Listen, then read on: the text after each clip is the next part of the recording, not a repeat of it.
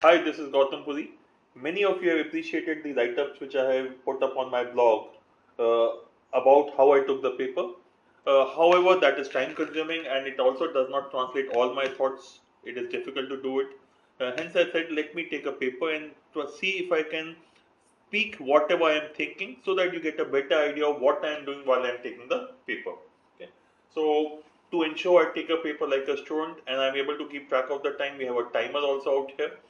So I'll start the paper when it goes to 2 hours and 50 minutes. It's a countdown timer.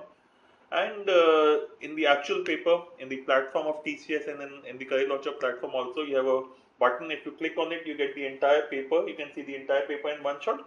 Since that facility is not available to me here, I have with me a PDF of the question paper. I have a printout of the question paper, and that to me is the substitute of the window which you have with the entire paper. So I will, whatever I do with that window is what I will do with this printout of the question paper. Okay. So just hold on for a minute or so, a couple of minutes, and we'll start the paper when it reaches 250.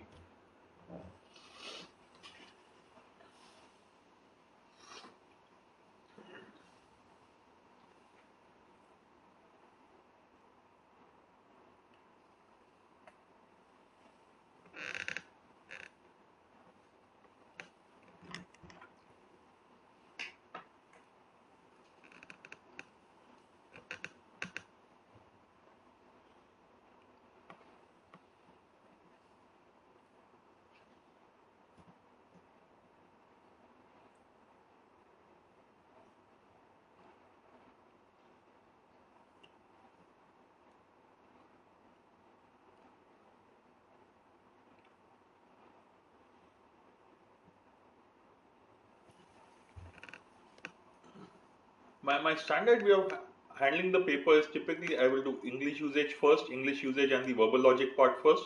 Then I'll do RC, then I'll do LR, and then I will go to quantitative aptitude, do the round 1 questions, do DI and DS, and do the round 2 questions of quantitative aptitude again. Okay, so that is the broad structure that I follow based on my areas of strength. So when I start the paper, first thing I'll do is go scan the paper and see what is broadly the number of questions of each of these areas.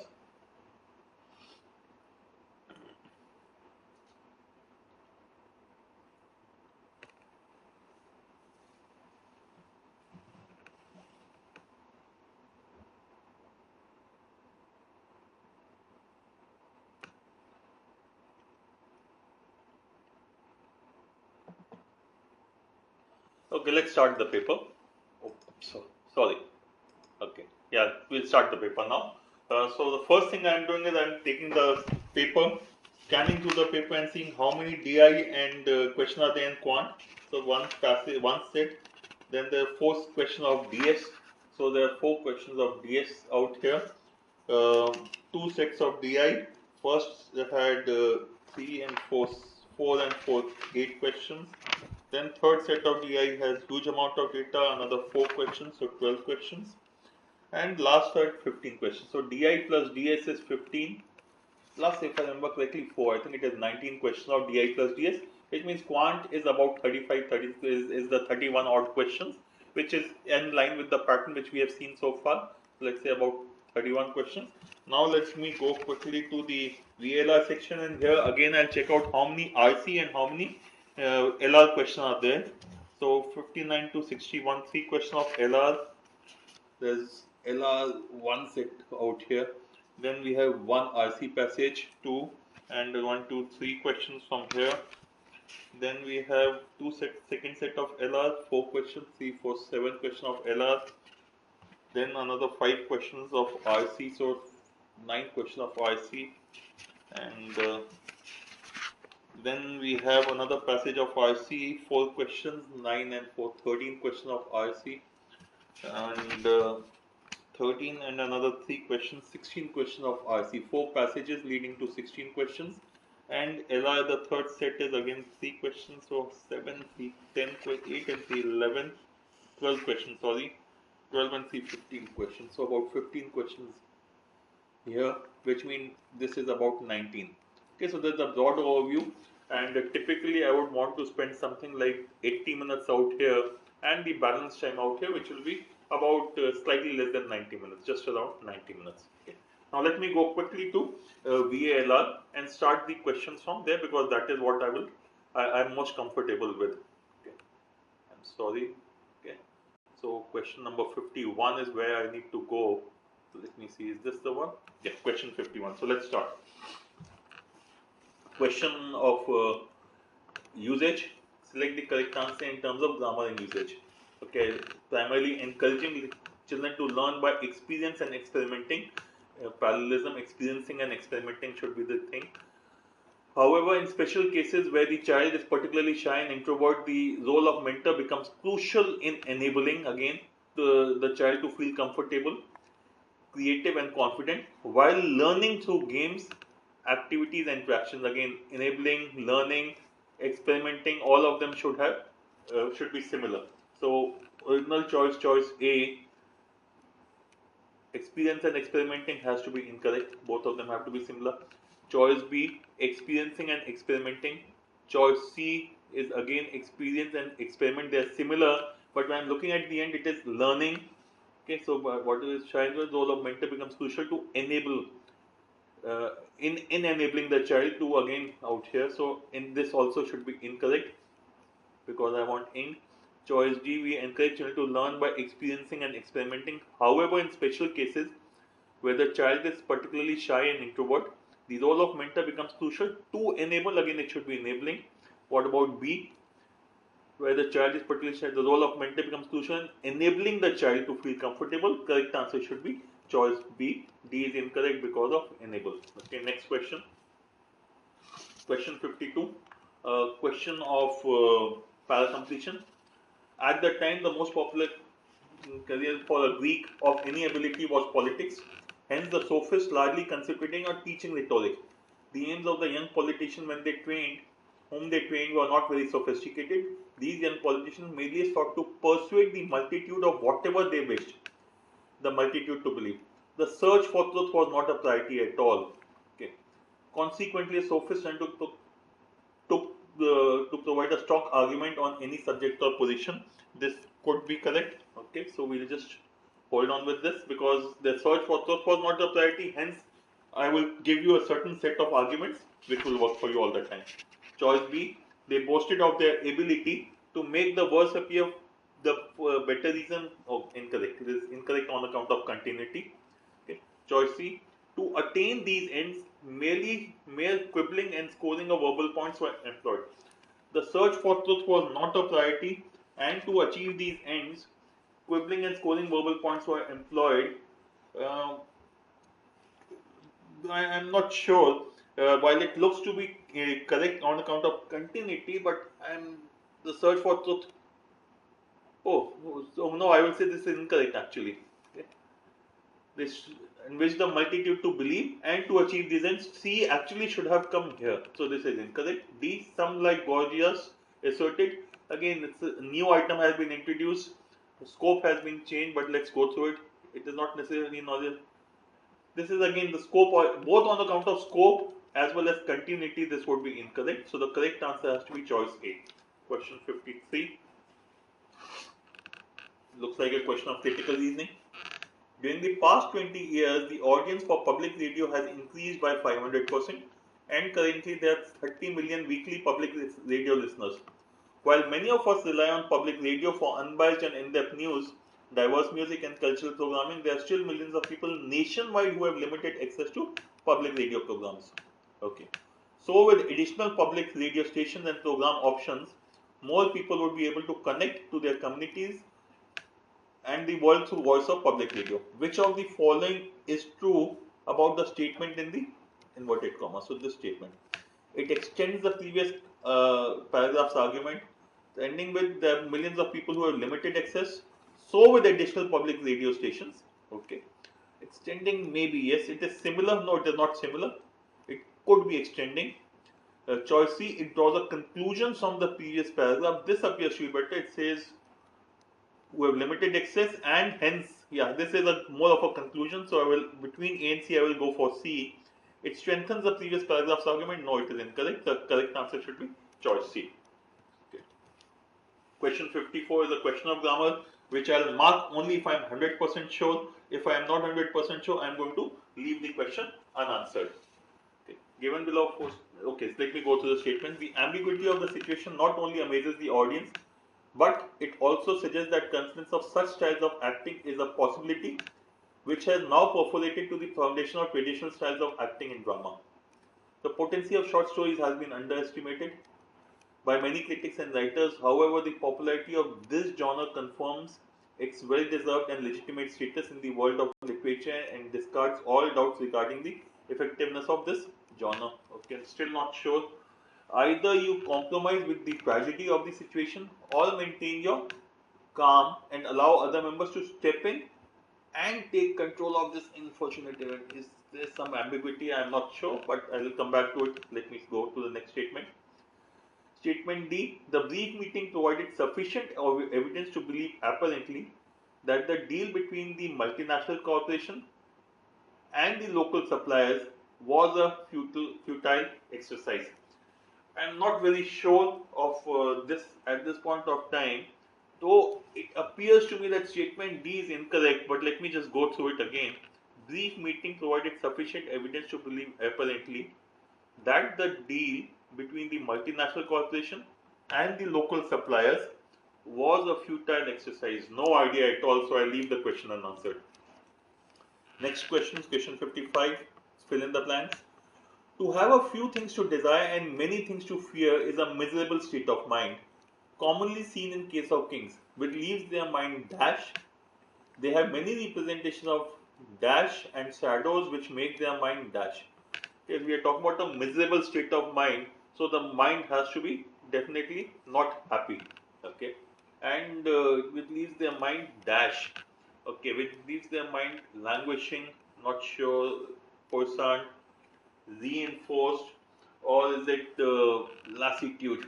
If it leaves their mind reinforced, should be incorrect. Okay.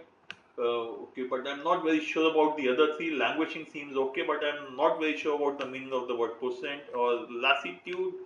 Should not be correct, but let's just go ahead and look at the second plan. Which leaves their mind. They have many representation of perils. Could be the top perils and shadows, hazards and shadows, problems and shadows. Okay, which makes their mind. Well, you said, no, this should not be the right answer. I'm not sure about that, but this does not seem correct to me. Which makes the mind limpid or uncertain. Not very sure, but I am inclined towards this one because peril is okay, uncertain, I'm reasonably sure of, so I will go with A, but I'm taking a small chance because I'm not very sure about the meanings of a few words in this. Okay, so question 55 done. Let me go to the next question of, okay, it's another question of grammar. Choose the most appropriate answer. Incorrect. Okay. The chief executive who has come from the finance department and knows far more about balance sheets than pork pies asks what the catch is. The only catch, the guy in the white coat replies that each of the pork pies contains a small amount. This is incorrect. Each of the pork pie, it should have been, so S should not be there, contains a small amount of a toxic ingredient, but there is no so tiny that there is no real. So D is definitely incorrect. That means D is here, D is here, D is here. So that means choice B has to be incorrect because it does not contain B. Let me go through the other statements again. So I am stuck with A, C and A, C and E. Okay. Let me go through these. The chief executive who comes from the finance department, there's nothing wrong with it. But let me look at D, E also, E again, and C. Than pork pies. The more about balance sheet than pork pies. Okay, I'm not sure about C. Appears to be correct, but I'm not sure. And similarly with E. But I'm very sure that statement A is correct because it is correct. That means this goes out, and this should be the answer. Again, I've taken a small chance, but I'm reasonably sure that D is correct, D is incorrect, and A is not incorrect. Hence, I'm marking this as the answer. Another question of fill in the plan. The larger than life dash that the international singer had dash the fear and security she always felt. The larger than life image is fine, persona is fine. Okay, these two cannot be the words that the international singer had. dash the fear and she felt fear and insecurity. So this has to be, if it's a image or larger than life is a posturing, there must be negative, belied or justified. Belied the fear. Okay, it should be belied the fear because this is has to be in a way giving a contrary point from this. Okay, the larger than life persona that international had belied the fear. Okay, yeah. Another question of fill in the blanks. His dash research, accidental research, empirical research could not be unlikely to be correct. Revolutionary research groundbreaking. Okay, but let me go to the next one. Research marked the dash of a new discipline in the field of genetic engineering. Nations of no, not correct. Okay, B we have already eliminated. Revolutionary research marked the yardstick of a new discipline or emergence of a new discipline. D. Okay, 59 to 60 is a LR question, and I'm writing on the rough sheet 59 to 61 LR, and okay, this looks like a kind of a each student does also know. Okay, kind of arrangement or a selection question. Yeah, arrangement comes selection question. A B C D F G H 8 people. It's arrangement slash selection kind of a thing. Okay. And with 3 questions. We'll come back to it later. Is something which can be done, but we'll come back to it later. Question 62. Parajumble from the one that does not fit the sequence. Okay. Odd man out. They are particularly interested in how the Indians' health they are. Okay. Changes as they move away from their traditional diet and active lifestyle and become creating goods for salt, sugar, rice, etc. and canned sardines. Yet in the family's open air shelter, Catalina, the wife, is preparing some bland porridge, same bland porridge as other households. This expedition is studying the climate to document what rainforest diet looks like. I am traveling with Asher Rossinger, a doctoral candidate who's part of the team co-led by biological anthropologist of Northwestern University. Okay, I am a part of a team and this expedition is studying something. Okay, so DC has to be the, can be together. They are particularly interested. Okay, so DCA appears to be a sequence. A statement B should be the correct answer because it is not talking about the expedition but it's going to do a specific, while the other C are talking about expedition in general. Question 63, another question of para completion. No fewer than 70,000 workers would have been needed to lug limestone blocks from the desert miles away to the building sites of the pyramids, yet there is little evidence that the pharaohs had to coerce their subjects to leave their fields and families in order to build a monument whose completion any single worker would certainly never see. People apparently willingly participate in the pageant of immortality made real, with no hope of a birth for themselves in the tomb. The workers nonetheless must have taken comfort in knowing that their king, their earthly representative, would live on for them in perpetuity. Choice A is incorrect. People just as their fathers would live now, they will on account of continuity. Choice A is incorrect. King Tut ended this brief experiment. Again, monotheism is out of scope. So on account of scope, I will say this is incorrect. The solemn bearing of these great structures reminds people today of the way. Again, this is out of scope. The topic is not how these structures were created or something else. It's about the the way the what was the thought process of the people. Okay, choice D should be the answer, but let's look at it. The Egyptian hoi polloi became immortal by proxy. Let's look at the last line again. Taken comfort from knowing that their king, their earthly representative, okay, their king would live on for them in perpetuity, and they became immortal by proxy. So choice D should be the right answer. Okay, first passage of RC, again noting down on the rough sheet. This talks about multitasking, ethos of multitasking. This has got 64 to 66 three questions. So multitasking is something that I am aware of. BBC report on research study and so on and so forth. So this looks like a readable passage. It's more than 2 slides long, so we can look at that. So here I'm just writing 2 slides. In the actual paper, I would have counted the paragraphs. Okay. Uh, Next, so let's just quickly go to the next one, 66. Okay. Okay. Now we have a para completion question. That structure flourished even though the great historian, that structure, some structure has to be there, of philosophy. Paul declared the leap of faith in the standard philosophy survey, of course, such as the giant step taken from Aquinas to Descartes. Okay. Statement B, the canon of early modern philosophy, for one thing, consisted of a handful of white male figures organized like Motown singing groups. Okay, Locke, Berkeley, and Hume form the empiricist. Descartes, Spinoza, and so this could be the structure that is being mentioned in A. So this structure of okay, let it put the go to the next statement. Or to put it another way, it was wherever you looked. Or to put it another way, so some first one way should have been given before this. So A and B are unlikely to come before C.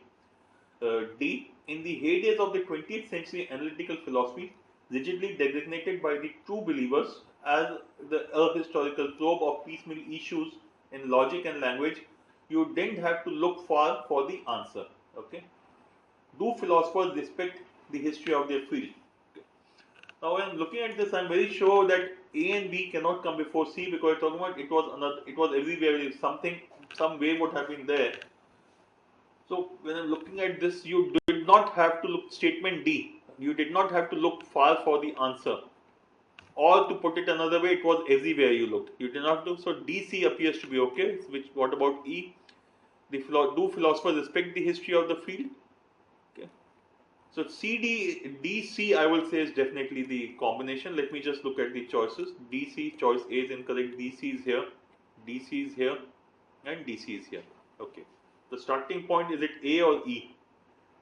That structure, so A cannot be the starting point, just a structure, and this structure is possibly here. So I can even say BA should be together, and also E cannot be A cannot be starting point. So if BA have to be together, BA is here, that is fine. BA is not here, and BA is not here. So and E is the starting point. Let me read the statements again. Do philosophers respect history on the field? In the heydays, it's okay, ED, okay, or it was everywhere look. Yeah, statement B, choice B is the correct answer. Another question of parallel completion. And indeed he did statement A. Statement 2. B. In 1960, shortly before assuming temporary post in the English department at University of Birmingham, David Lodge published a novel. So he is possibly David Lodge, but let's go and see further. He was 25 years old. C has to definitely come after B. Okay. Statement D. One critic said that the novel revealed unlimited potential. Another said that the young author had enough material. So one critic said something, another said another thing for more than half a material, half a dozen books, and I have no doubt that Mr. Lodge will write them all and more. So DEA comes out to be clearly a combination. One critic said something, another said something. He will write all of them and more, and indeed he did. So DEA is a combination that I'm looking at. Choice A is incorrect, B is incorrect, C does not have DEA. DEA is here, so let me just look at BCDEA. In 60s, he joined, he was 25 years old, yeah. So, okay, choice D. Okay, next is the question of LR. 5 statements, 5 friends, mathematical in nature. So this is 16, 9 to 72.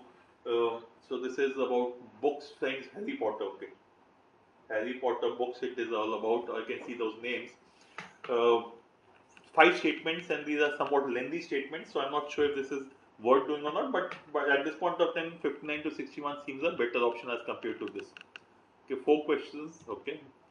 Then we have 73, 77 is RC. Contested identity is the title. I have forgotten name. Anthropologist. Contested angle. Not a very comfortable passage to read, but 5 questions, 73 to 77. Let me write contested identity.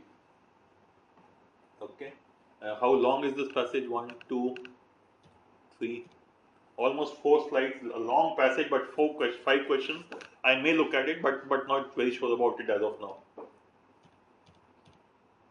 Okay. 76, 77, okay, 78. Okay. Question of critical reasoning. Peace of mind and heart does not mean acceptance of everything that happens. It does mean letting go of fear. When you live life fearlessly, you experience a kind of peace that permeates every cell of your body, every thought of your mind, every emotion of your heart, every element of your spirit. Which of the following would weaken the speaker's argument the most? Not very comfortable with these kind of questions, but let me go through it. Where there is faith, there is no fear. Which will weaken? It says everything happens when you live fearlessly. You experience a kind of peace. So if you don't live fearlessly, is what should be looked at. Where there is faith, there is no fear. I'm not sure, but I think they should be incorrect. Choice B: fear helps us to be careful and avoid dangers in life. Okay. Choice C: it is impossible to overcome fear completely. It can only be diminished. Okay. Choice D: one can never be at peace if one tries to suppress one's coping mechanism to danger. One of them being fear. I am not sure. It could be any of these three. I am not sure, so I'll leave this question. Next question is again the question of para completion. Economic growth in 2007 was driven by the emerging markets. Number of millionaires created by India's red-hot economy grew by 22.7%. China followed with 20.3%, and Brazil with 19.1%. Expansion in the high net worth population. There had been a divergence between the mature and the emerging markets in the second half of the year. Mature economies had significantly slower growth compared to other regions and compared to last year. Okay, so choice A: Chinese stock grew by. No, this cannot be the right answer. This should have come earlier. Now we have moved on to the comparison between mature economies and the emerging, and then saying mature economies have not grown as much. So the answer choice should focus on the mature economies. So A is incorrect. In UK, the market capitalization actually fell. Could be correct, but let me come back to this later. The acceleration in mature markets was supported. As per the paragraph, acceleration is not happening, it is going down. So actually C should be incorrect. The number of dollar millionaires in Eastern Europe grew at 84.3 compared with growth of 73% in Western Europe. Mature economies slower growth rate compared to other regions and compared to last year. Between B and D, I will go with B because this is giving me a specific example of how the mature economy has gone down, while this is talking about again data which possibly would have been better suited earlier. Okay, so I will go with choice B. Grimm's fairy tale para completion question, as the English language version is usually called, pervades world culture. So far, the collection has been translated into more than 160 languages, again, and so on and so forth. In the United States, book buyers have a choice of 120 editions. As a publishing phenomenon, the Grimm's opus competes with the Bible. The Japanese perhaps has the most ravenous of all Grimm's fans, have built two theme parks here to. So let's go to the choices. In the United States, the Grimm's collection furnished much of the raw material to that helped launch Disney as a media giant. Could be correct because the last statement is talking about Japanese fans have created theme parks and Disney has become a media giant because of this. Could be correct. Let's go look at the other choices. Cinderella and Snow White easily hold their own with new kids on the block with a Big Bird of that Samson. Incorrect. If this had to come, this should have come much earlier, not in the end. Now we have moved on. Our world seems so technical or cold. All of us need, again, this is a very generic statement, unnecessary moving away from the passage. The right age for hearing these fairy tales is 3 years to after that. Incorrect. Again, we are moved away from the popularity and so on and so forth, and now we are focusing on something else, which is the theme park part. So among these, choice A should be the answer. 81 to 85 is RC, and what kind of passage? Growth product is Buggy Whip. This is looks like a business passage. Media industry was a growth industry, so a business passage, and got to 4 questions. At this point of time, multitasking in business seem to be the right passages for me. 1, 2, about 3 slides is what it has got. So shorter than the previous passage. Okay, right. Okay. Next is a question of LR. Participating in tennis tournament. Okay, tournament is not my favorite area, but I know every passage of tournament or set of data of tournament typically has a couple of questions can be done without creating the table. So I look at them, but tournament is not my first preference. We'll come back to it later. 90 to 92 is again a passage. 3 questions. The key that you unlock this: brain contains knowledge, information, language, which is what complicates statement. Physical entities. Not feeling very comfortable about reading the passage. Looks like some kind of psychology, neuroscience, psychology, psychiatric or medical passage. Not my favorite area. But in terms of the short passage, 2 slides, but not very comfortable with the topic. I'm just writing neuroscience and leaving it with these 3 questions. Okay. Okay. Let me come to the next one then. Usage of the word post. After Ruchi told one person a secret, it didn't take time. Quickly going to pillar and post, to go from pillar to post. You go from pillar to post. This should be the incorrect usage. But let me go through the other choices. When my cousin was a teenager, she played a drum set without ear protection, and she was deaf as a post is perfectly fine. The boss posted himself at the water cooler to catch up with the gossip is fine. I posted the document to him over a month ago. Yeah, I BCD are right. A is definitely incorrect. It should be from pillar to post. Okay, die. The hedge died back in the winter but regenerated leaves in the spring. I'm not sure whether it should be died back or died in the winter. I'm not sure. After the speech framing the form in the education, the die is cast. The die is cast is a proper usage. I am okay with it. The play was meant to be funny, but the audience didn't exactly die laughing. This also I think is fine. I never want to retire. I would rather die in my boots. I'm not sure about this. So A and D, I'm not sure. I'll leave this question. Question 95, para completion question. Or sorry, para jumble in which one does not fit the statement. Okay. Economy in US is moving towards a thought economy away from manufacturing or widget base. Okay. Because of that, because of what? Because of the economy moving from the because of towards a thought economy. That could be A, B could be connected, or having to find ways to engage employees and become more creative. Choice C, a Center for Creative Leadership report highlights a startling prediction that we will face equivalent of all milestones of the 20th century: World War, creation of automobiles, DNA, rise of internet in a single week of 2021. Not really connected to the earlier two, but still talking about creative leadership. But the creative leadership is not really connected. We are talking about thought economy. People have to become more creative.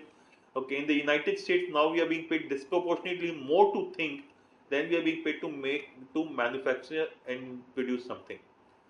Okay, so A, B, and D are the 3 statements which will go together. I'm not sure about the sequence, but I think could be D, B could be the correct sequence, but I'm not sure. Okay, next question. Alternate summaries. Okay, so summaries. There are several schools that of thought on antique furniture restoration. Okay, the philosophies vary drastically, and their effect on value and lifespan of your piece is quite significant. Okay. Knowing your personality, knowing your financial situation, and your goals for your antiquing, understanding the fundamentals of aging wood and finishes and marketing, and understanding the options available is the key to success when dabbling in antique market. Okay. Choice A, the piece of furniture best suited for you can be chosen by going through the range of different woods and finishes available in the market. Okay. And by analyzing your needs. Okay. Your knowledge of various types of antiquing coupled with what your situation is helps you select the choicest contemporary furniture. Okay. Of the many schools of thought on antique furniture, that which suits you best depends on many schools of thought. We have talked about only one school of thought. Choice C has to be incorrect because this is talking about one. There are several schools of thought. They vary, but okay, we are not talking about specific school of thought. So this should be incorrect. D, if you are looking for antique furniture, you should choose by matching your specific needs with various options available in the market. Okay. Let me look at A and B also. I'm not sure between A, B, D, so I'll leave this question. 97 to 100 is the question. Again, LR. 4 friends eating different foods. Okay. Mathematical kind of a thing. Again, something which I can look at. I'm not comfortable with the tournament part, and the Harry Potter could be a little difficult, but the other two I would definitely want to do. And similarly, when I look at LR, I have clarity as to which one I want to do. I want to do multitasking and business passage before I do anything else. So let me go to the multitasking passage first.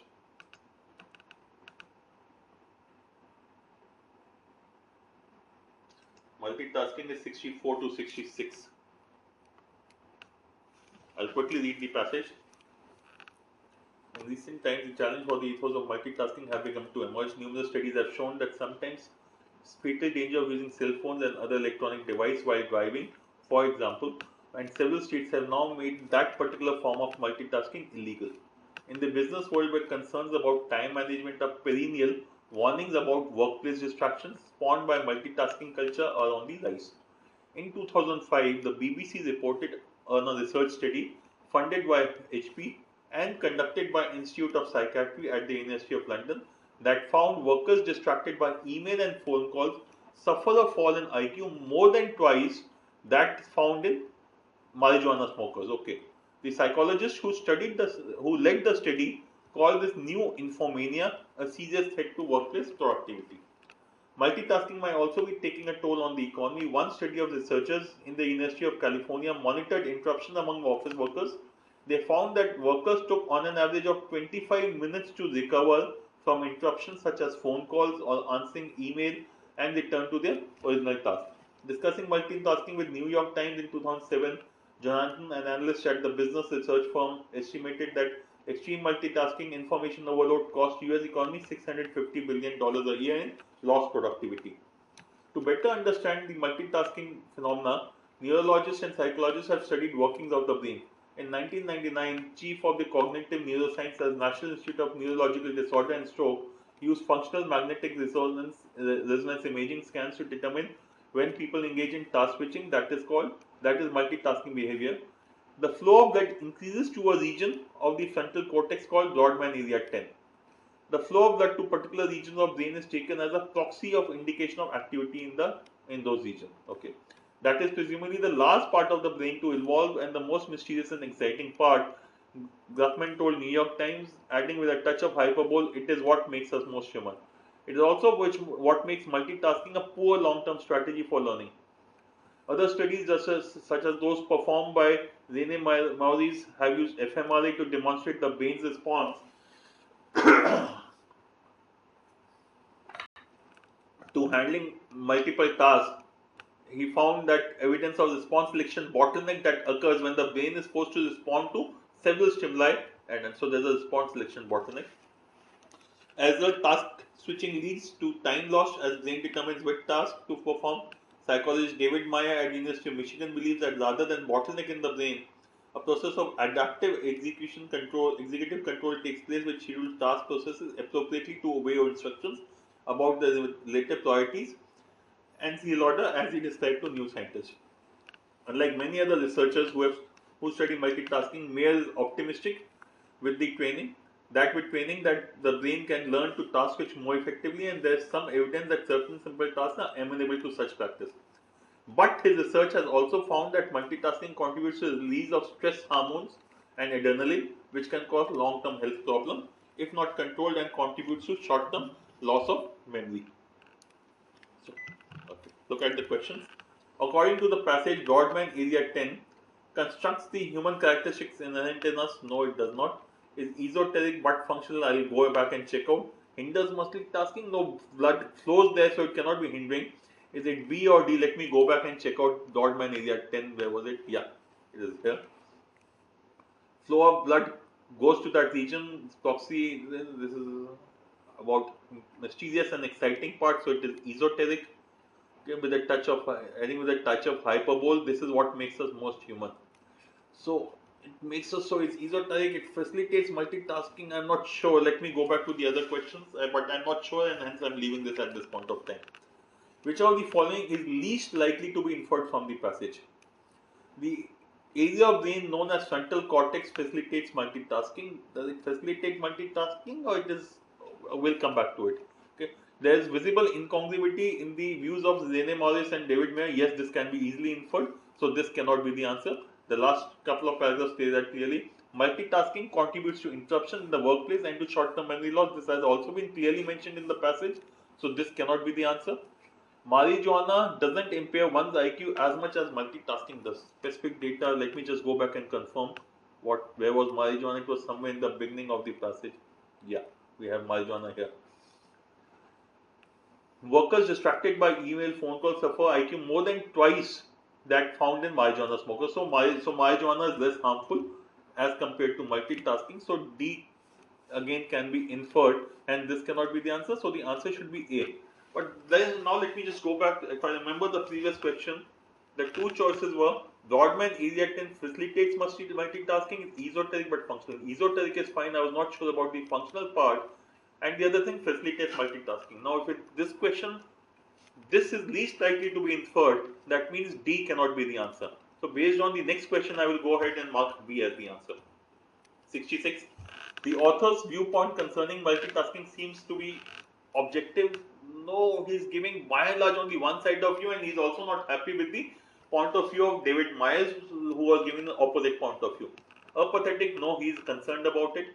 Captious means critical, whimsical, and so this could be yes, he's not happy with it, he's finding cribbing about it. Yes, that could be the answer. Distrusting, no. The correct answer should be C. Okay, next let me go to the other passage which is on business, the 81 to 85. So let me go to passage which was question 81 to 85. I think it should be somewhere here. Okay. Okay.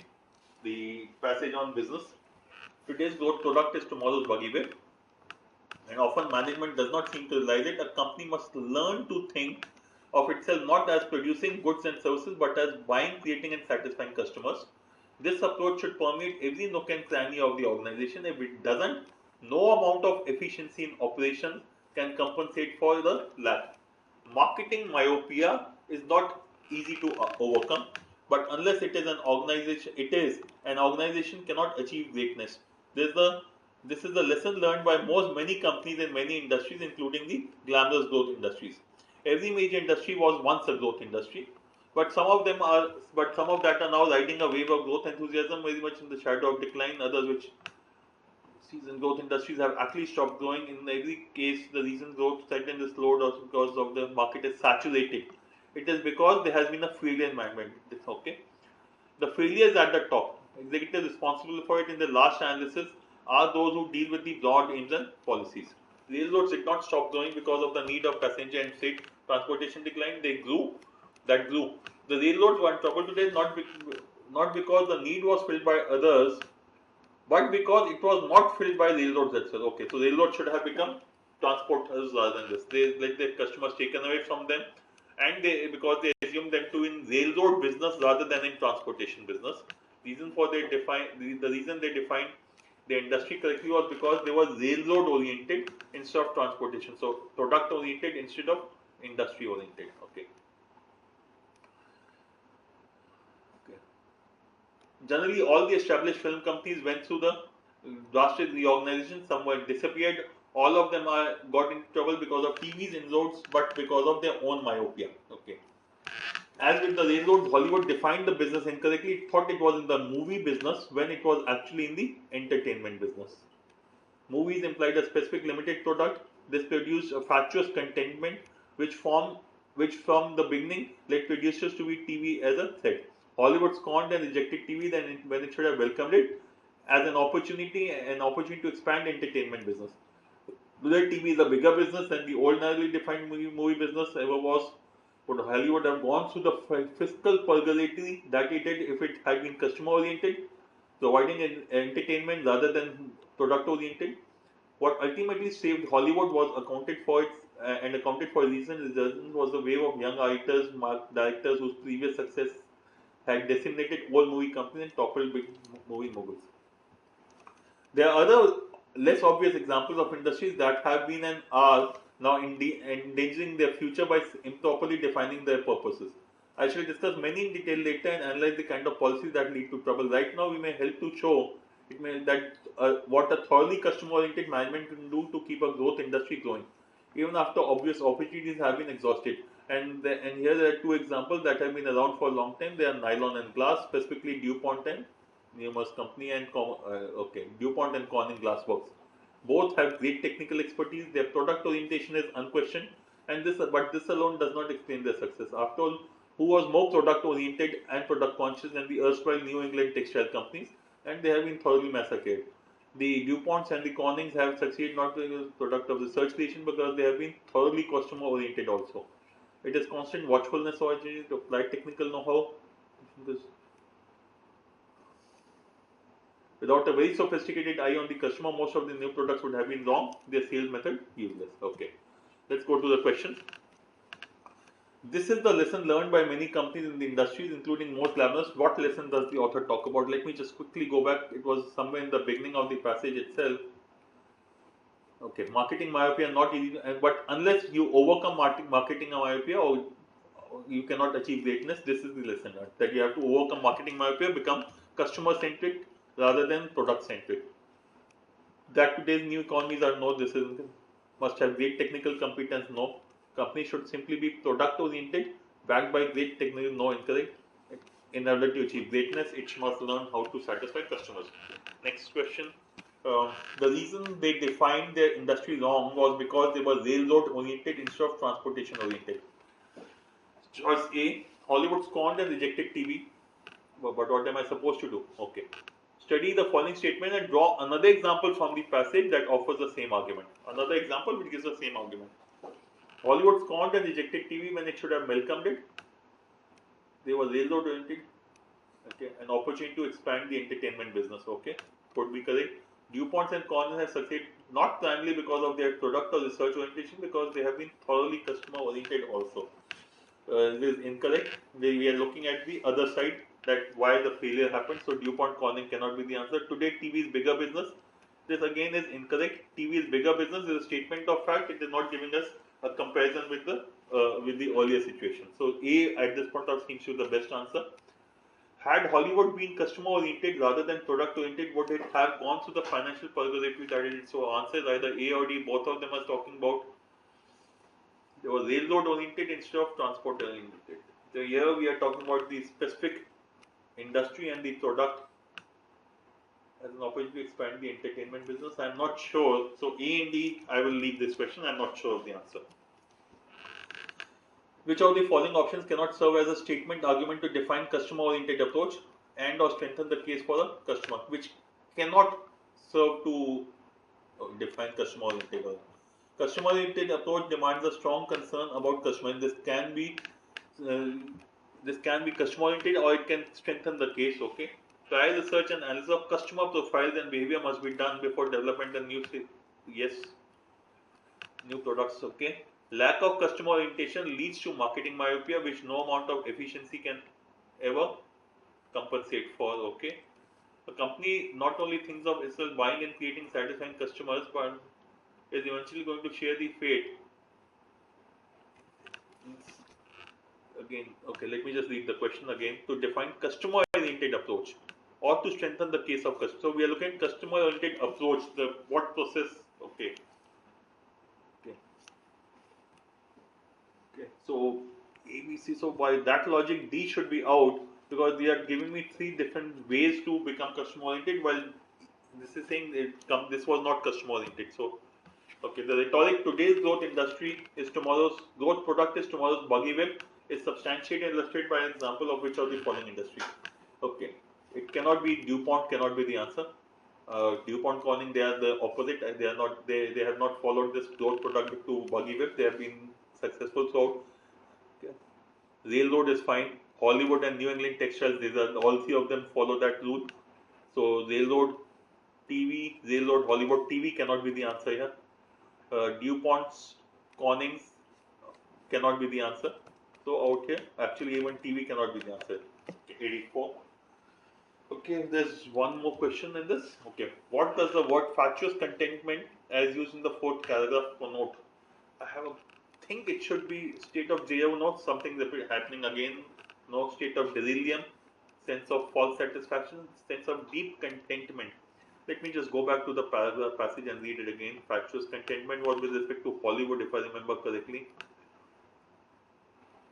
Yes, it is here. Okay, let me just read it. Hollywood defined business. This produced a fatuous contentment which from the beginning led producers to view TV as a threat. Fatuous contentment, they're satisfied, they're still satisfied. What are the choices? So A in any case is correct. Delirium, no. Satisfied as deep contentment seems very, both of them are saying the degree is higher here. I don't think D can be the answer. Deep contentment is taking it to the extreme. A false sense of satisfaction is something which makes sense to me. Okay. So two passages done, which means I have done the remaining two passages. I'll come back, but let me go to the LR questions first. And in the LR, let me go to which one the selection Harry Potter tournament and this thing. Okay, let me look at the last set first. Oh, that last set had data. Let me still go to the last set first. Okay.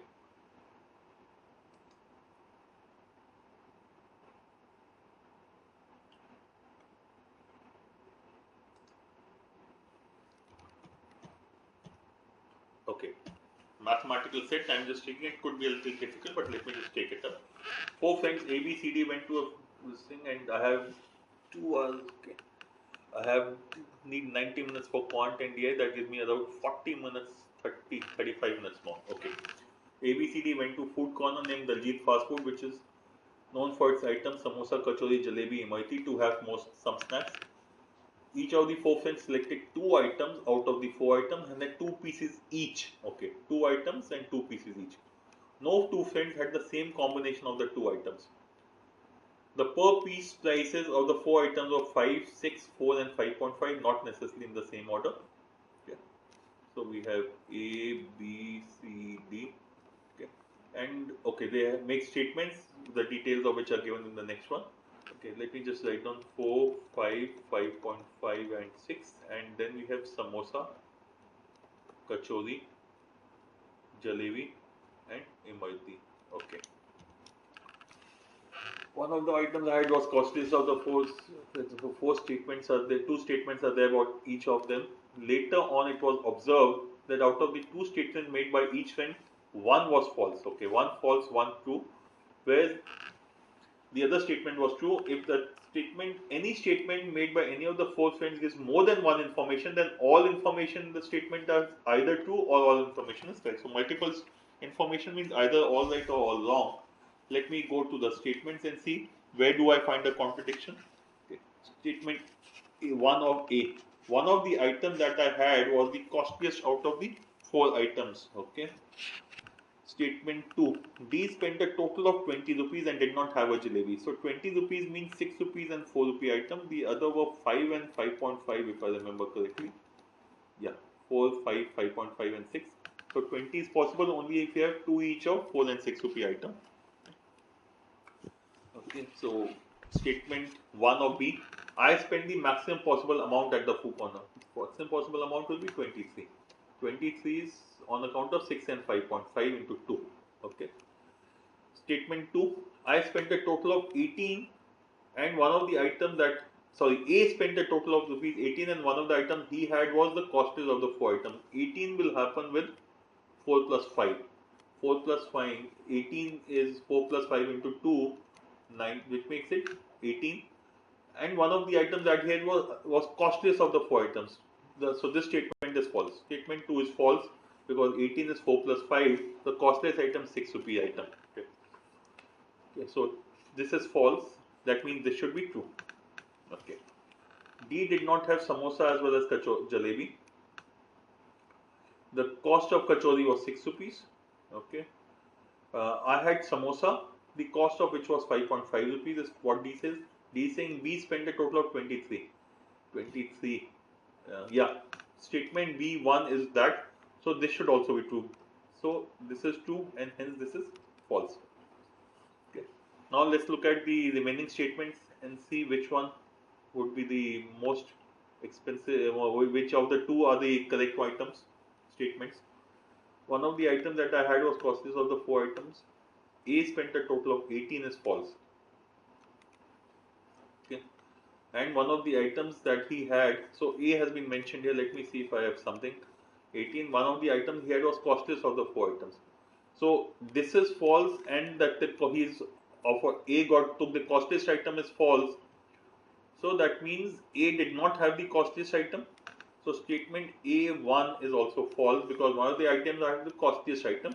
Since this is false, this should also be false. So this should be true. D spent a total of 20 is true and he did not have a jalebi. So 6 and 4 did not have a jalebi. C says D did not have samosa as well as jalebi. D did not have samosa. D did not have jalebi is true. That means C saying that D did not have jalebi and kachori samosa. Jalebi he did not have is true. So this should also be true. So this is true and this is false. Okay. Now let me make the table. So we have the 4 friends A, B, C and D. And the 4 food items there with them are samosa, kachori,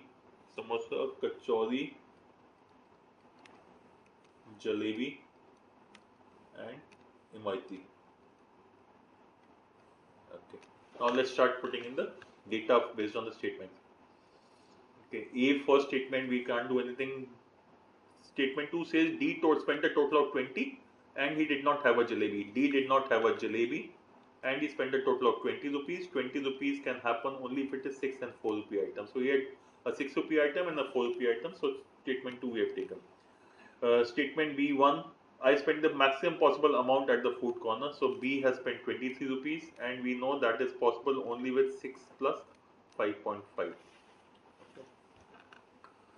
Statement B2, A spent a total of 18 rupees, that is, and one of the items that he had was costliest among the 4.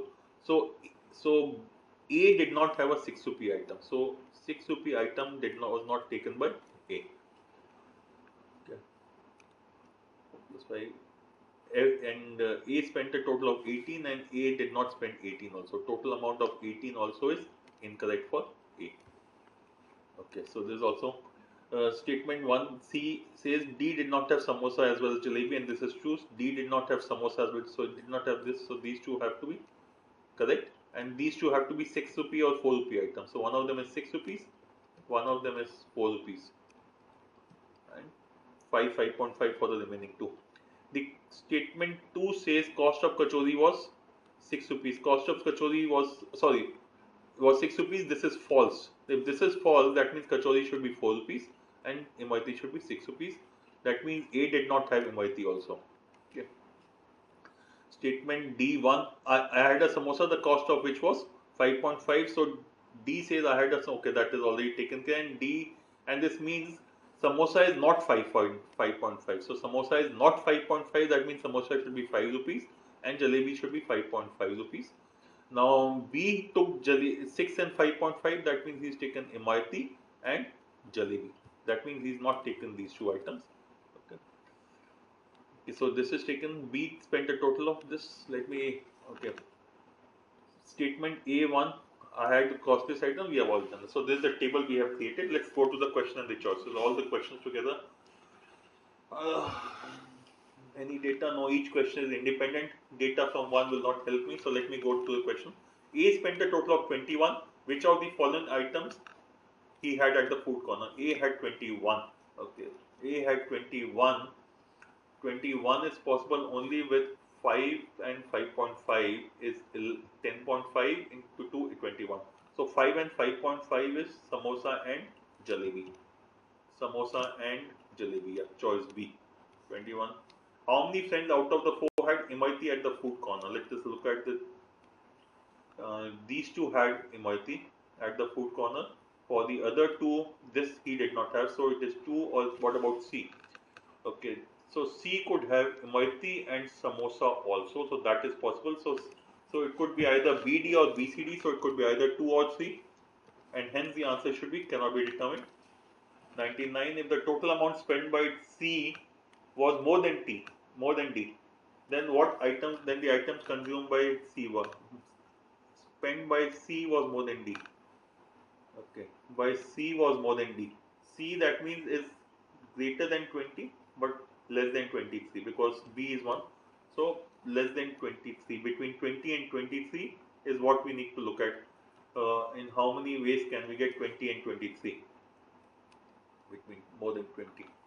Okay, so he could have, we have to look for C. C should have between 20 and 23. So he could have imaiti, which is 6. He cannot have 5.5 because no two people can have the same combination. He could have 6 and 4. 10 into 2, 20. No, this is not possible. He could have 6 and the samosa, 6 and 5. So 6 plus 5, 11. He could have 11 into 2 is 22. He could also have these two combinations are possible, yes, which is 5.5 No, this will be less than 20, so this is not possible. So what about this and this? Yeah. So 5.5 plus 5, 10.5, 21. So 5 and 5.5. So he could have, except for the 4, except kachori, he can have all the other 3, which means the combinations will be, he could have imaiti with samosa. Go to the samosa imaiti, he can have 1. And the other one was 5 and 5.5, which is samosa and jalebi.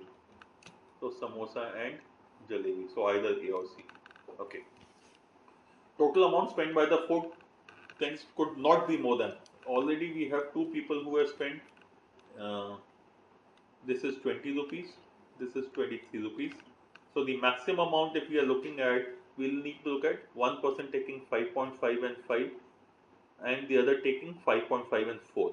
Okay, so 5.5 and 5 is 10.5 into 2, 21, and this is 5.5 and 4, 9.5 into 2. Is this possible? No. So it can have jalebi imaiti also, no? 6 and 5.5 is not possible. 6 and 4, 6 and 5, 6 and 5, 11. 11 into 2, 22. So 21, 22, 20, 23. So which is 20.21.5 average into 4, 86. So 86 should be the answer. Okay, now let me go to the one. I have done one set of this thing. Now let me go to the selection wala, but that is only, let me do the tournament one. Let me see the couple of questions which are possible from the tournament one, which is 86 to 89, because typically questions of sets of tournament will have a few questions can be solved comfortably. Okay. 8 players A, B, C, D, E, F, G, H participated in chess tournament. Each player played exactly one match against each other. Each of the 7 players. No match ended in a draw or tie. Exactly 5 of the 8 players won exactly 5 matches. It is also known that 5 of the 8 players won 5 matches. Okay, G lost his match against this. F lost his match against this. One player lost exactly 6 matches. G won his match against H and lost against both C and D. Okay. So we have this data. Let me look at the question. Find the total number of matches played in the tournament. This can be solved. How many players won exactly one tournament? I may be able to solve how many. Okay, A. Okay, I can definitely solve 86, but let me look at if I can do the other skill also. So out here we have. It says exactly 5 out of the 8 players won. The first question was how many matches? 8 players. So the number of matches is going to be 8C2. 8C2 is 8 into 7 upon 2, 56 by 2, 28. So, how many players won exactly one match each? Now, 5 players won 5 matches, so that makes it a total of 25. Okay. One player lost exactly 6 matches. So, one player won, he's lost 6 matches, so he's won 2. So, that makes it 27. 2. So, that makes it a total of 27 out here. That means only one more match is left. That means 6 players gone. That means one player has won one match, which makes it 1, and one player has won 0. So that this becomes equal to 28. So 0. So one player has won one match and one player has won 0 match. How many players won exactly one match each? It has to be 1.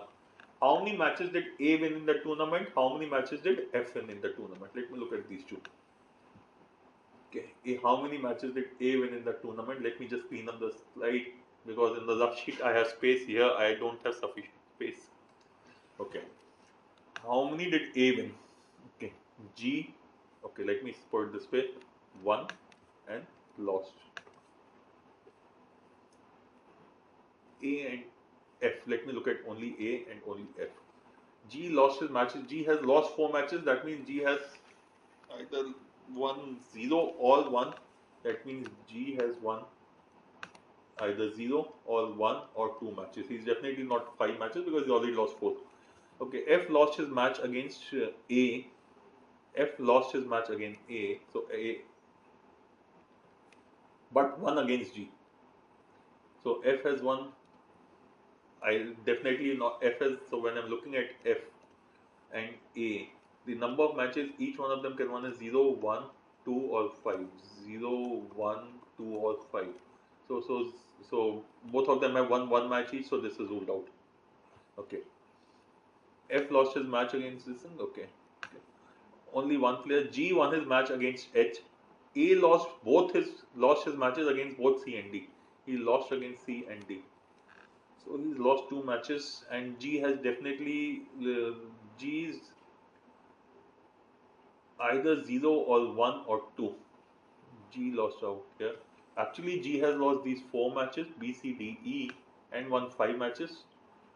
So G has won actually, yeah, five. That means 0, 1 or 2. G has won his match against this thing, so it is 0. He lost his match against both C and D. I'm not sure I'll leave this thing. I think two questions are good enough. Let me go to the another set. Let me go to the first set, which was the selection set. See questions 59 to 61 or 69 to 72. I'm checking out on my rough sheet. Let me just have a quick look at both and then decide which one to go for.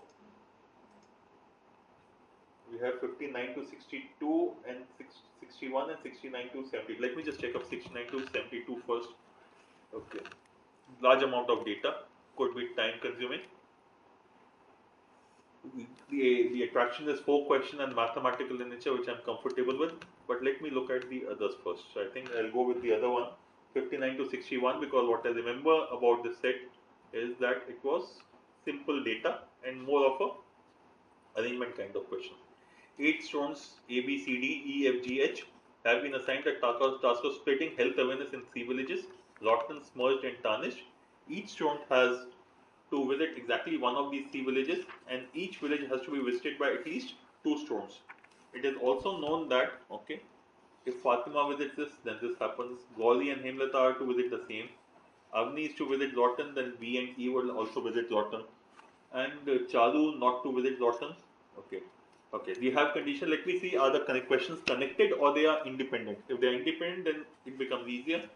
But let's, and I don't, which means more of a selection question than an arrangement question. A and F are to visit the same village, which are the fun. If only G and H are to visit, these are independent questions.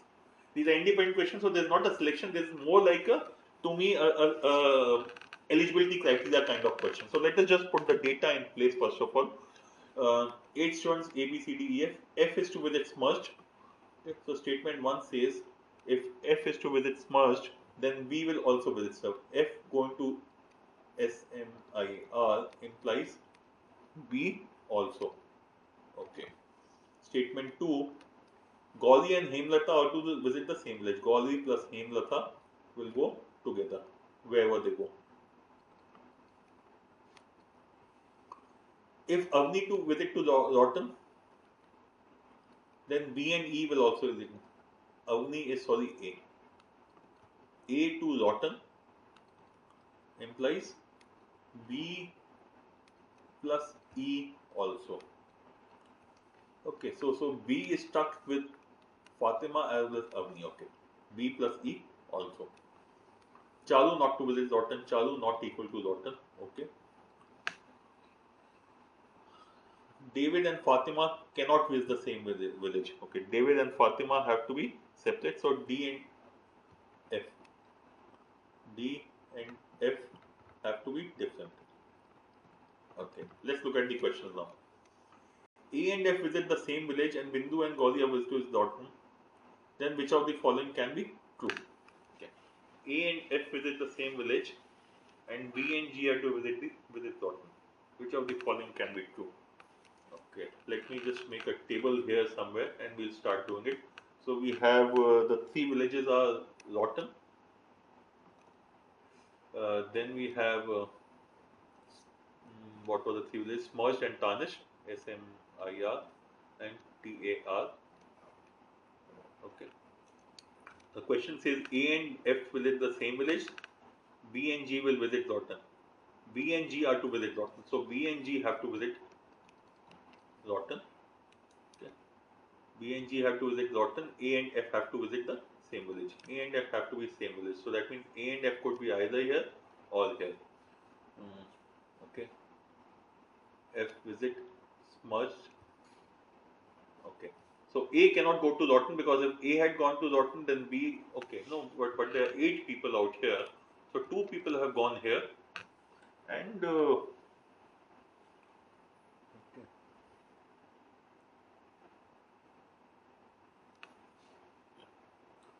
Okay. B plus D. Let me just go through it again. The following B and G are to the Lawton. A F had the same. Okay. A and F have to be together. So A F can be here, or A F can be here, or A F can be here also. But Chalu will not go to Lawton, so Chalu has to be either here or Chalu has to be here. B and D have to be together. A goes to Lawton, then B and E. Okay.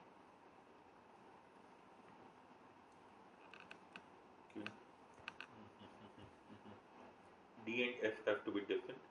So if A is here, then D will have to be here. G H have to. Oh, G H have to be together. I missed that. So B plus G will come here, and H will also come here. B, G and H have to be. So 3 people are already there. Now if A comes here, can A come to Lawton? If A comes here, then B, E. Then there will be 5 people. Each village has to be with at least 2 stones. So A cannot go to Lawton because if A goes to Lawton, there will be a total of 5 people. So A has to be. So now I have B, G, H. 3 people are here. Okay. So A, F can be either here or here. Okay. Okay. Okay. If F goes to smudge, then BF. So F comes here, so then B also. So AF cannot be here because if F goes to smudge, B will have to go to smudge, but B is going to Lawton. So AF will happen here. Okay. So AF happens here. Now let me look at Chalu. Chalu cannot go to Lawton, but Chalu can go to each of these 2 places. Okay. Now out of these, we have taken care of A, B, C, A, B. Okay. David and Fatima. Okay, cannot visit the same village since F is here, so D will have to come here. 2, 3, 4, 5, 6. So 7 and 8. A, B, C, D. E is missing. F is here. G, H. So C and E need to be placed. Okay, to be here. Okay. So any problem with E? Okay, E can go to any other places. Chalu cannot go to Lawton, but he can go to any of these. So let me look at the choices. Okay. David is to finish tarnished. David cannot visit tarnished. Choice has to be A has to be incorrect. 4 stones are to visit tarnished. Okay. 4 stones have to visit tarnished. I'm sorry. 4 stones have to visit tarnished. Tarnished cannot be more than 3 because 2 people are 2 and between Chalu and E, 1 person has to be because this has to be 2. So 3 plus 2, 5 and 3, 8. Yeah, that's the maximum. So 4 people cannot visit tarnished. Fatima is to visit Lawton. Fatima is to visit Lawton is incorrect. Fatima has to go to Tarnish because B and F were A and F were together. That means C, D, E are to visit the same village. By elimination of choices, C, D, E. Well, I have not been able to get the answer exactly, but by eliminating the others, I can be sure about this. Question 60. Only G and H are to visit Tarnish. Which of the following? Okay.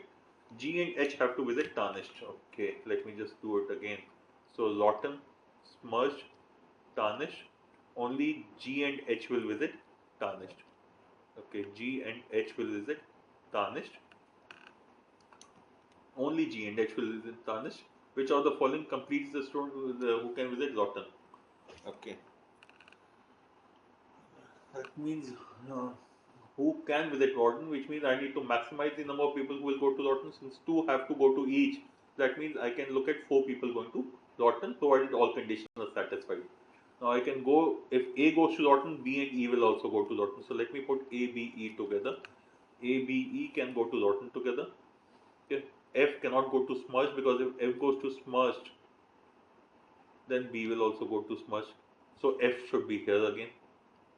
Okay. So how many people? A, B. What is missing is C, D, E, F, G, H. So C, D, any condition. C cannot go to Lawton, so C has to in any case come here. Nothing with D. So A, B, E, F can go to Lawton. A, B, E, F. A, B, E, F is here. Question 60, the answer should be. Okay. It is ABDF. I'm sorry. It should be okay, but ABEF. So that means there can be a case when Devi can also go because ABEF, all four of them have to be there. D cannot. Let me just check up. Can D go to lot? What was condition was there? G and H are to visit tarnished. Okay. Now C, D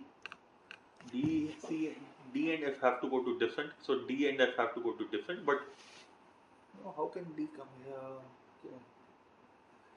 Sure, D and F have to go to different. So if F goes there, but if F comes down here, yeah. But if these people come down, then it is possible. Okay. So that means A, B, D, F, all of them can be there. Four stones are to finish Tarnish village. Out of it, two are Bindu and Devi. So Lawton, Smirched, and Tarnish. Okay. Four stones are to finish Tarnish. Out of it, two are Bindu and Devi. Tarnish is Bindu and Devi. Four people have to be here. That means two have to go here and two have to go here. Okay. Which of the following can never happen? Okay. Let me just look at the cases now. Chalu cannot go to Lawton. Chalu cannot go to Lawton. That means Chalu could go to any of the other places. But let me just write down the names also. So B and D have been taken care of. What I'm going to A, B, C, D,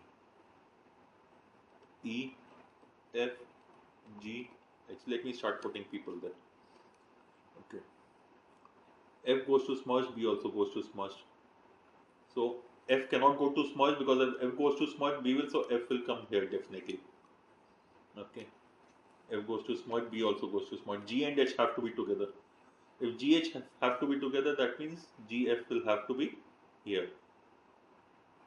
And they can also be here actually. Because four people are possible, so GH will be either here or here. Okay. So GH R2 with its merge, yes, this can happen. Which of the following can never happen? G and H can with its merge can happen. GH can go here and here both. E has to with its merge. Let me just go back. Okay. A goes to Lawton, then B and E will also go to Lawton. So A goes to Lawton, then B and E. So A cannot go to Lawton. A will have to go to Sturge because B is already in Tarnish. So A will have to. Chalu and Avni are to visit the same place. I don't know. Let's come back. Chalu to visit Tarnish. Ela to visit Smerged. Okay. Now we know Chalu cannot go to Lawton. Chalu cannot go to Lawton. That means Chalu will have to come either here or here. Okay. And G and H together, A to Lawton, B, C and D and F have to be different. Okay. So D and F are taken care of. Okay. So we have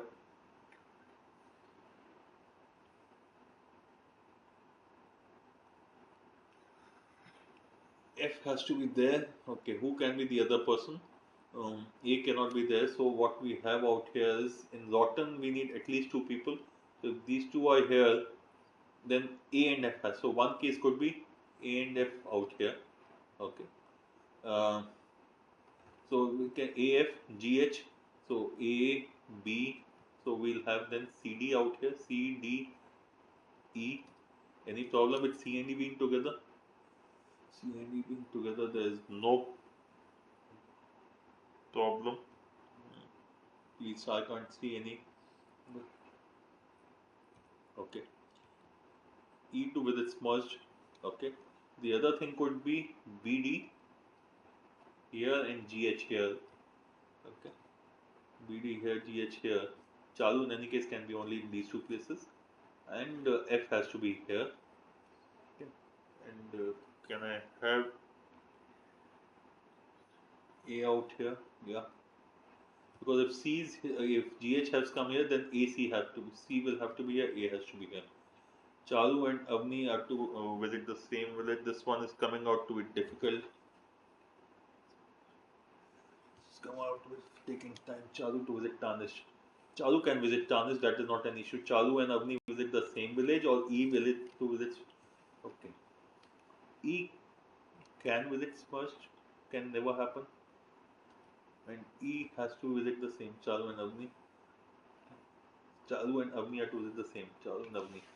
Can E come here? Maybe I made a mistake here or have I made a mistake here? Okay, I'm not sure. Let me just go back again and see.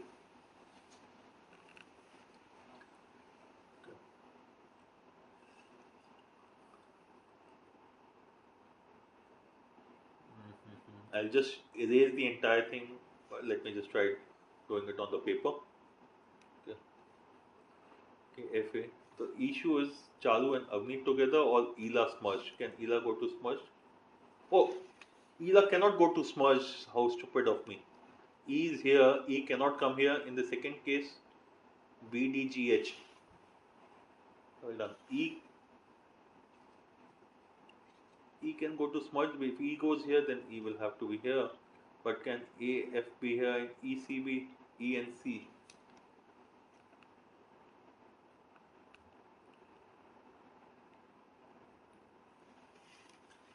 I'm not able to get it, so I'm just leaving this question because when I'm working also, I'm still not able to get the answer. So I leave the question unmarked. And do I have sufficient time? So what I have done is I have done 2.5 passes of RC, of 2.5 sets of LR, 2 passes of RC. The two passages of RC which are left, let me quickly see if there's some specific question which I can solve. 73 to 77 and 90 to 92. I'm sorry, 70.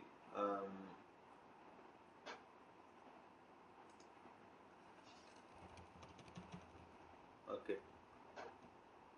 Let me I'm just looking if there's a specific question to answer, otherwise I'll move to DILR, QADI.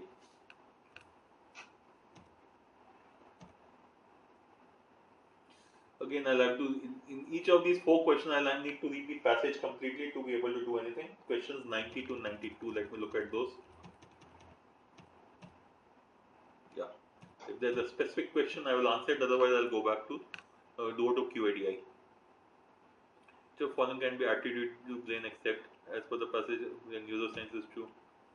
Congested. This question can fall below. Which some people may think to be a subject that is pedestrian, material, complicated, and even faintly disgusting. What does the word pedestrian mean in the given test? Which some people may think is a subject that is pedestrian, commonplace. Okay. Foot slogger, no. Dull, yes. Related to walking pedestals, indolent, no. Correct answer T. Okay, great. I have done one extra question, Ella. Now let me go to QA. I have a little more than 90 minutes for it, which is good for me.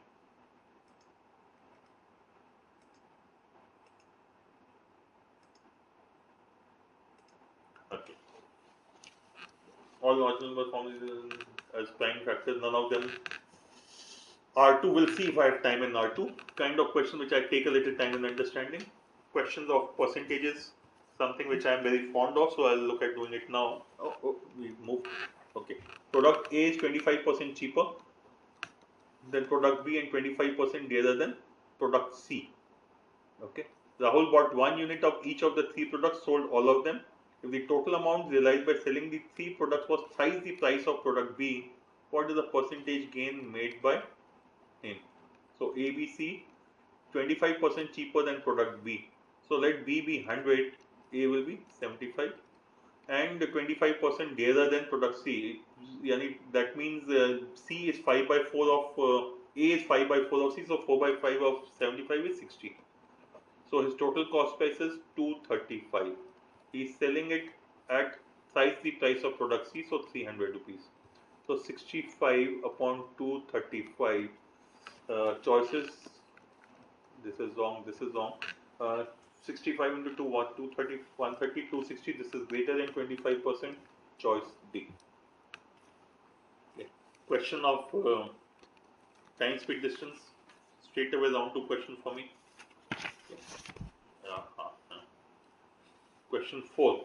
Sn is a sequence of even natural numbers. The first of which is m. The average of the first 5 terms of the sequence is a. When m is divided by 3 remainder is 1. The average of the first 7 multiples of 3 in the sequence. Round 1 question. I will use SQC, which means I'll assume a value. When m is divided by 3, the remainder is 1. So let me take m to be equal to 4. So the sequence will be 4, 6, 8, 10, and so on and so forth. Okay. It is first 5 terms 4, 6, 8, 10, 12. Okay. the average of the first 5 terms, so A is equal to 8. The average of the first 7 multiples of 3 in the sequence. First 7 multiples of 3 in the sequence. The first will be 6, next will be 12, next will be 18, 24, 30, 1, 2, 3, 4, 5, 36 and 42. This will be middle term 24. So the answer has to be 24. Now A is equal to 4. So this becomes 14, incorrect. M is 8, 19, incorrect. A is 8, 8 plus 20, 28, incorrect. 16 plus 8, 24, correct answer. Question 5. X square minus 6x plus gent of x minus gent x minus x plus 1 plus 6 is greater than or equal to 0, where gent x denotes the greatest possible integer less than or equal to x. Which of the following is not a possible value of x? Okay. Again, round 1 SQC technique will work here. I'll convert these into numbers. 3 plus 2 root 2 plus root 2 is 1.4, so 4.4, 6.7, 2 minus root 2, 0.6, and 7 minus 1.75, 5.3. Now let me check the choices. So let me check this. How much will this be? 4.4, that means this will be 4, minus 4.4, minus 0.4, plus 1, so 0.6. So this is 0.6. So for 4.4 I am checking. X square 4.4 square, 45 square is 2025, 4 is 20, 45 square minus 91. So that means the 1925 plus sorry, 45 square is 2025 minus 44 minus 40 minus 89, so minus 100 plus minus 100 plus 11, so 2025 minus 100, 1925, 1936, so that is 19.36. 6x will be 6 into 4, 24 plus 2.4 is 26, 19.36. Then we have 6 into 4.4, 24 plus 2.4, 26.4. This came out to be plus 0.6. Is this greater than or equal to plus 6 also? Now what is this? 19 and 0.6, 19.96, 19 and 6, 25.96 minus 26. So this is going to be less than or equal to 0. This is correct. So this should be the answer. But let me just check out one more just to be sure. 6.7, 2/3, 6 square of 6.7 is 2/3, 2 by 3, 2 by 3 or 20 by 3, 400 by 9, okay, which is about 9, 400 by 9, okay, 6. Okay, so 6.7, this will be 0.7, 6 minus 0.7, so this is plus 0.3, okay, 66.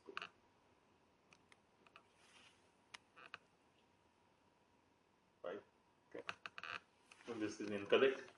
Quickly, I don't think I'm like, yeah, this should be correct. Let me just leave this. Okay. This is a round 1 question again. This entire summation has to be 0. What is the value of x? Okay, if this is the value of x, that means this entire thing has to be minus 1. If this has to be minus 1, that means the denominator should be minus, okay, this entire thing has to be minus 1, that means the denominator will be minus 1. Denominator is minus 1, that means this has to be minus 2. 1 plus minus 2 is minus 1, this should be minus 2. So this one is minus 2. If this is minus 2, that means the denominator should be minus 1 by 2, and this entire thing should be minus 1 by 2. So minus 3 by 2. So minus 1 by 2, which will be minus 3 by 2. Okay. Or this must be minus 2 by 3, and this must be minus 2 by 3. This must be minus 2 by 3. So this should be minus 1. So this should be minus 1 minus by 3. So minus 1 minus 2 by 3, which is equal to minus 5 by 3. So this is minus 5 by 3. This is minus 5 by 3. This will be minus 3 by 5. minus 3 by 5, so this should be minus 1 minus 3 by 5, which is minus 8 by 5.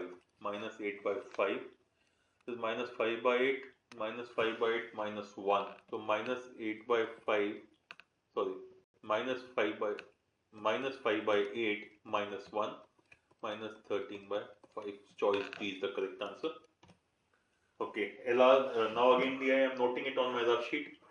Huge amount of data, but percentages are easy percentages, hence it is possible.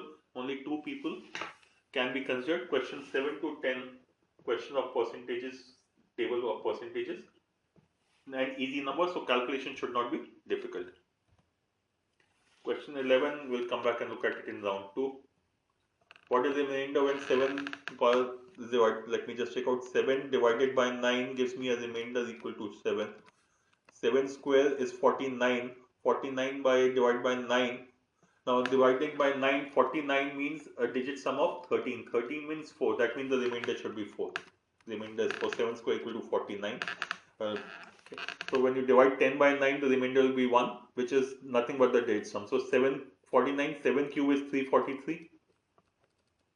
This will mean a remainder of 3, 3, 6, 4, 10, 1. 7 to power 4 is 2, 4, 0, 1. 4 to 6 and 1. 7, 7 square 49, 9, 4, 13. Let me just be sure. 3, 3, 6, 7 cube is 343. Yeah. Okay, 4 to 6 and 1, 7.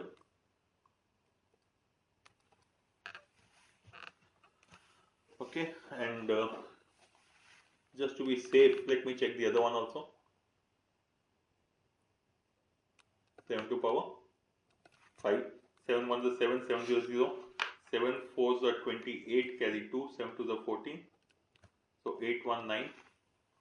9 is nothing but 7 and 6 13. 13 means 4. Okay, so 7 4 1, 7 4 1 is going to happen continuously. So cyclicity of 3. So 3 7 to power 3 44. 330 is a multiple of 3. Okay, so 1 2 3. 330, 342 is also a multiple of 3, so 342 will be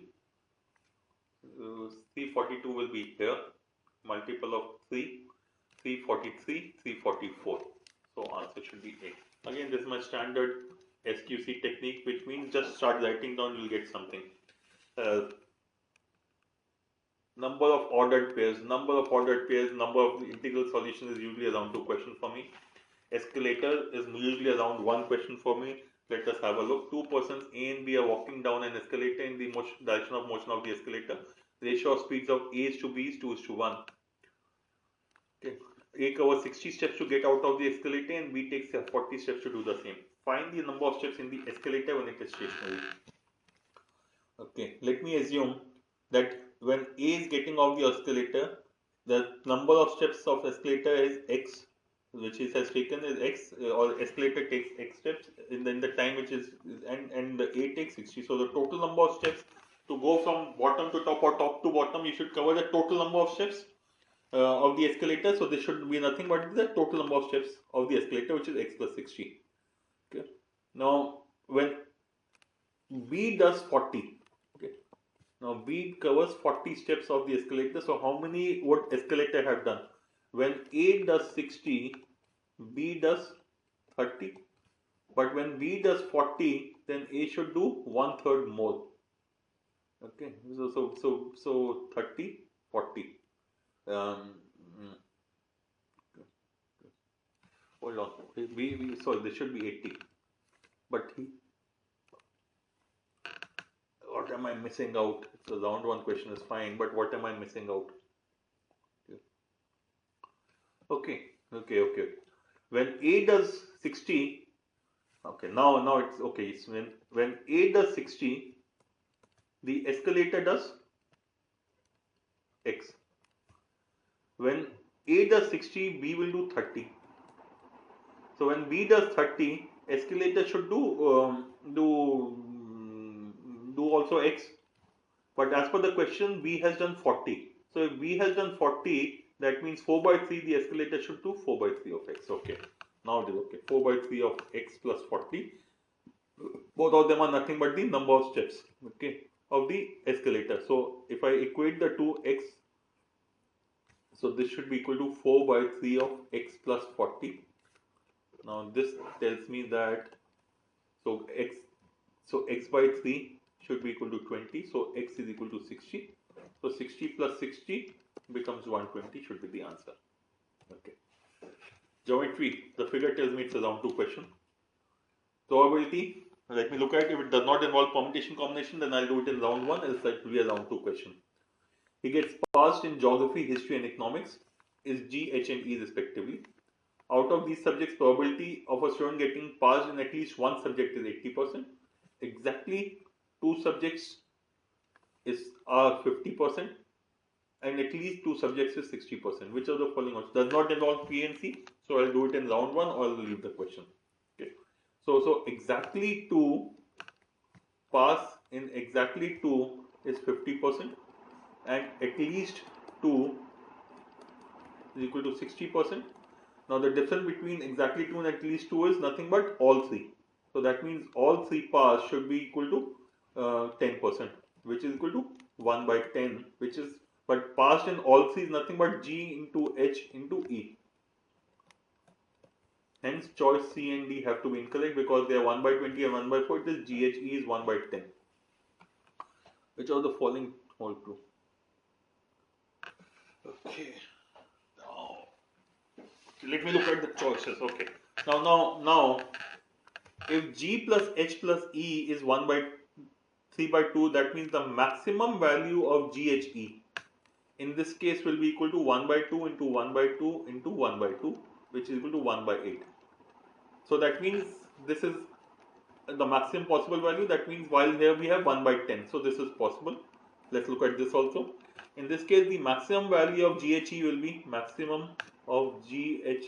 be let's take 19 by 20 is almost 100%. So let me take 1 by 3, 1 by 3 into 1 by 3, which is 1 by 27, which is 3.7%. So choice A is incorrect. So again, we have used SQC of eliminating the choices. Those of you attended the SQC session, I have used this in the first question.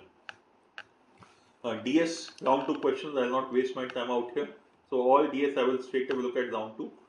Hiranand purchased 3 items from the Reliance Fresh. The amount paid by him for the 3 items was 25.5.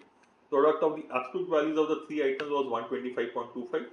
If the price of one of the items was 0.05, what was the absolute difference between the price of the item not equal to? Okay, can be done in round 1. So we have C difference items A, B, C. So we know that A plus B plus C is equal to 125.5.25, and we also know that A, B, C is equal to 125.25. We know that C, let me assume C is equal to 0.05. That means A plus B is equal to 125.20, and which means 0.05 is nothing but 1 by 20. So C is equal to 0.05, which is equal to 1 by 20. That means AB should be equal to 125.25 upon 20. Okay. Difference between, we need to find the difference between the prices of the two. So these are the difference. So we know A plus B is, okay, yes, let's again, SQC comes into play again. Let's check the choices. If the difference between the two is 100 and the sum is 125.2, then 125.2 minus 100, we are left with 25.2. Split 25.2 equally, so it means 12.6, and 112.6 should be the two prices. So if, since we know that ABC has to be this much, so what will be ABC in case of this thing? So ABC will be 12.6 into 112.6 into 1 by 20. Now approximately this will be 20 into 5.5. So 12 into 5.5 or 13 into 5.5, this is about 65. So choice A cannot be the answer. What about 75.2? Again, 125.2 minus 75.2 gives me 50. Split 50 into 2 equal parts. So 25 and 75, so 100.2. So 100.20. So in this case, ABC will be equal to, in the second choice, ABC will be equal to 25 into 100.2 into 1 by 20. So 5 5s are 25, 5 So okay, let me just let this be 25. 20 into 5 is 100. 0.2 upon 20 is 0.01. Yeah, is it 0.01? Yeah, 0.01. 5.01. Yeah. So 25 into 5.01, 25 into 5 is 125.01. Yeah. So this satisfies. This should be the answer. Himesh said to Reshamiya, my wife is 6 years old. Daughter whose present age is 6. Lengthy question. Confusing. Look at it in round 2. Geometry, round 2. One of the vertices of equilateral triangle, triangle ABC sides, coordinate geometry, geometry, round 2. Die has to be labeled with numbers 1 to 6 on the face such that the number of nerves add up to multiple of 3. We'll need to make cases, we'll consider it only in round 2 if I have time. The number of real roots of this equation. Now all such questions, number of real roots 0, 1, 2, 100 can be looked at, because typically such question there will be a pattern which will emerge. So let me see if I can identify the pattern. So last is 3y plus 7. Can I make groups of these like this? Yeah, let's look at this. 3y, like so what we'll get out here is y to power 100 into 3y plus 7 plus y to power 98 into, I think I have done a similar question earlier also. Then we have, in the end we have y to power 0. So all even powers are coming into 3y plus 7 is equal to 0. So if I take 3y plus 7 as common outside, this is y to power 100 plus y to power 98 plus y square plus y to power 0.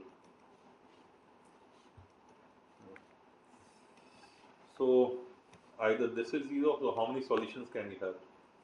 Okay. Y equal to 0, if y is equal to 0,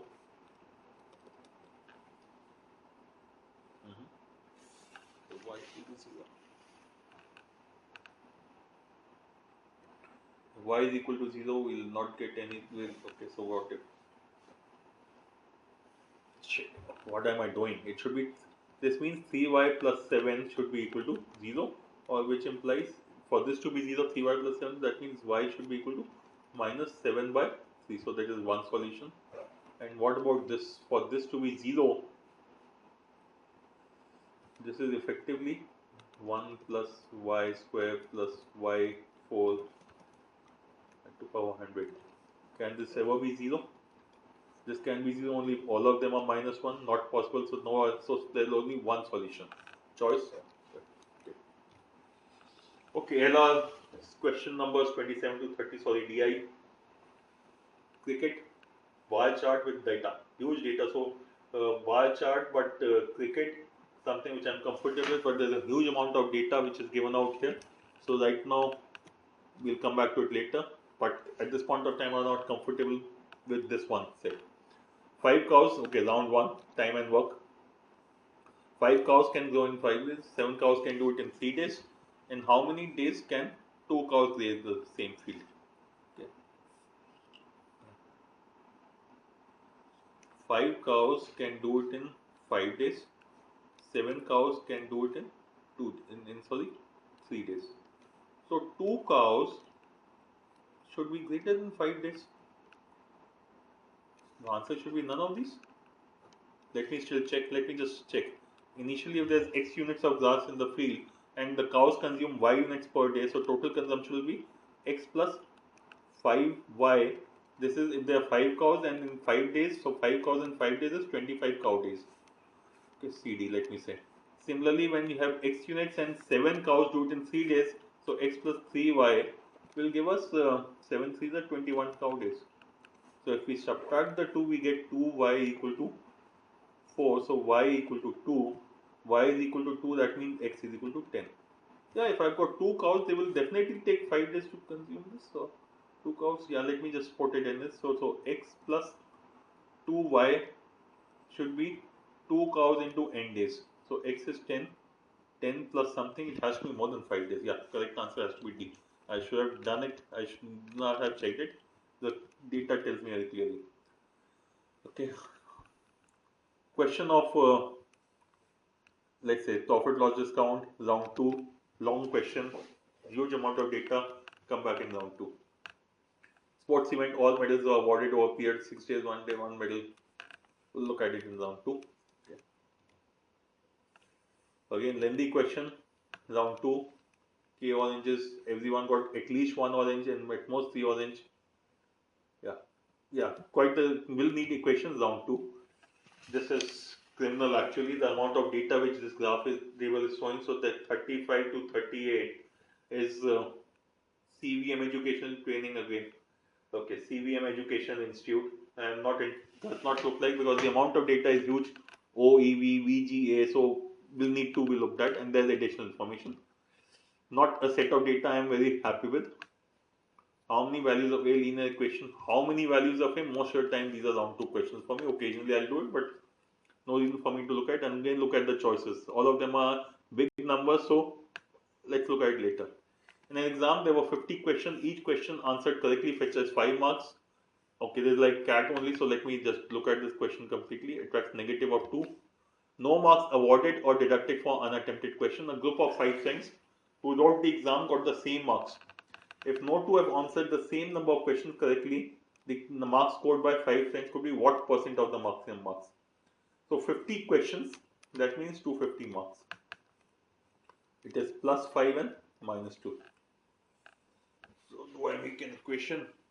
5x minus 2y should be equal to, okay, so 40, let me just work backwards. 44%, okay, R1, I am now again going backwards and saying, can we see 44% of 250 is 40% is 110.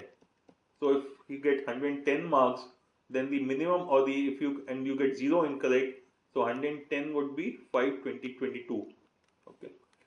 Similarly, 52% of 250, 125 plus 130, 130, which is nothing but 26. So 44% means 22 mark questions correct, 52% means 26 questions correct, 60% means 30 questions correct, 80% means 40 questions correct. Now for every one question which I get right, I can get 2.5 incorrect. So every two questions will, every two extra correct answers will give me 10 marks, and 5 incorrect answers will give me minus 10. So if I increase by 7, I should stay at the same level. So 0. Okay. So let me start with the choices. So 22 and 0 is the first person. Second person will be 24. Third will be 26, 28, 30. 1, 2, 3, 4, 5. And since you have to get the same marks for incremental 2 questions, there should be 5. There should be 10 incorrect answers. Incorrect answer is right answers. There should be 28 plus 15, 30 plus 20. So that means the number of attempts for the fifth person is 50. That means in this case the number of attempts will go beyond 50, so they cannot be the answer because the number of attempts. So again, checking the choices got us the answer. For which of the following values of k is a system of equation? It was a linear equation. I would have done it in round 1. I look at it in round 2 only now. Two friends A and B decide to run a race. In the race, A, whose speed was 25% more than B, gave time speed distance round 1. Okay. A, whose speed was 25% more than that of B, gave B a head start of 7 meters. The race ended in a dead heat. What was the length of the race? The race ended, so A and B. A has run x meters, B has run x minus 7 meters. So this is the ratio of the distance should be equal to ratio of the speed. The ratio of speed is A is 25% more. So it is 5 by 4. This means 4x equal to 5x minus 35, or this means 5x x is equal to 35. So length of the race was, oh I'm sorry, 35 meters. In the given figure, round 2, geometry, it is mensuration geometry, but for me both of them are by and large round 2. 44 to 46, I like this set of data. The table or the pie charts are easy, and the numbers are also easy. 90%, 2, 3, 5%, 8, 2, 30, 60. Should not be difficult to understand, but so I would look at this data set favorably over the other ones. So right now I will say the first, second and the last set makes sense to me. The third set I am not very happy with it. Okay. Question 47. In a cyclic quadrilateral, the moment I see a geometry, it's a round 2 question for me. If mod of x is equal to minus of mod x minus gent x, where mod x is modulus function and gent x is the greatest function, which of the following lies in the range? Okay. And what is this? Okay, this is the fractional part of x. SQC, pick up a number from the choice and substitute and check. For example, if I take x equal to 1, x is equal to 1 is here. Okay, you can take x equal to minus 1 actually, because minus 1 is there in two choices. Okay, does minus 1 satisfy? Let us look at minus 1. So if x is equal to minus 1, then left hand side and right hand side. Left hand side is 1 and right hand side is minus of minus 1, which is minus of, yeah, minus of gent x.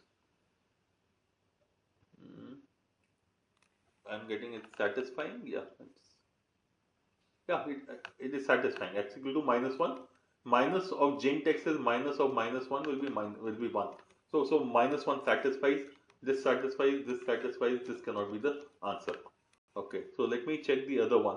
So when I look at these three, the three of them, this does not have 0. This has 0. This has 0. Let me check for x equal to 0. X equal to 0. Left hand side is 0. Right hand side will be 0. So x equal to 0 satisfies. This did not satisfy. X equal to 0 should be a part of my answer. This is incorrect. Okay. And so that means the answer has to be either of these two. Let me check for x equal to 1. X equal to 1, left hand side is 1. Right hand side is minus of 1, which is incorrect. So this cannot be the answer. Correct answer, choice B. If the reciprocals of x, y, z are in arithmetic progression where 0, y, where y lies between 0 and 3, then the value of this does not lie in the range. Does not lie in the range. Does not lie in the range. We'll come back to this a little later. Though I'm tempted to do it by putting in numbers, but value of, that means 3 of them are correct answers, and 3 of them are correct answers. Actually, I can get the answer. I can take a chance on this. 3 of them are correct. I am saying I can apply RQC in this.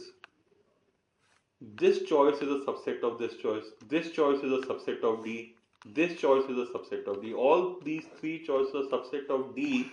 Does that mean D should be the answer? It does not lie in the range. If it lies in this range, then it has to lie in all 3 ranges. Yes, the correct answer is D. Okay. It's a lucky break for me, otherwise I would have left this question. Okay. Question number 50. I and j are natural numbers such that I less than j less than 20 and I is greater than 10. What is the sum of all possible values of I into j? Okay, question number 50. Normally round 2 mein karta, but I'm doing it in round 1 because last question, but because this is going to be time consuming. Look at the last 2 dates of all the choices, different. So let us start calculating. I can be anything from 10 to, no 10 not 10, 11 to 18, and j will be anything from 12 to 20. So what is the sum of all possible values of I into j? So I into j could be 11 into 12 plus 11 to 13 up to, so I into j, the possibilities would be starting with 11. 11 into 11 plus 12 plus 13 up to less than 20. So it should be 19, I'm sorry, up to 19. Next could be 12 into, again, yes, I think there's 12. I'm sorry.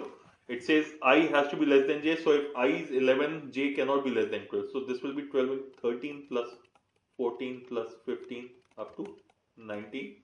Next will be 13 into, this will be 14 plus 15 up to 19, and so on till 18 into 19. So let us see what do we get as the last 2 digits in each of these cases. So 12 to 19, 12 plus 19 is 31. These are 8 terms, 31 into 4, 124. So 11 into 1, 31 into 4, 124. This is 13 plus 19 is 32. And how many terms are these? 7 terms. So 16 into 7, 112. Actually, I can make it easier. So this is 12. Sorry, what am I doing? 12 into 112. So 124 minus 12. So next will be 13, 14, 15, 16, 17, 18, 19. This will be 112 minus 13, so 99. 99 minus 14, this will be 85 minus 15 is 70. 60, 70 minus 16 is say 54. 54 minus 17 is 37. 37 minus 18, 18 was 36, so 19. Oh, 19 is not possible in any case. Okay. Okay. So let me just look at the last dates of each of these. So 11 into 24, 24, 240 plus 24, 264. So this will be last two, this will be 64.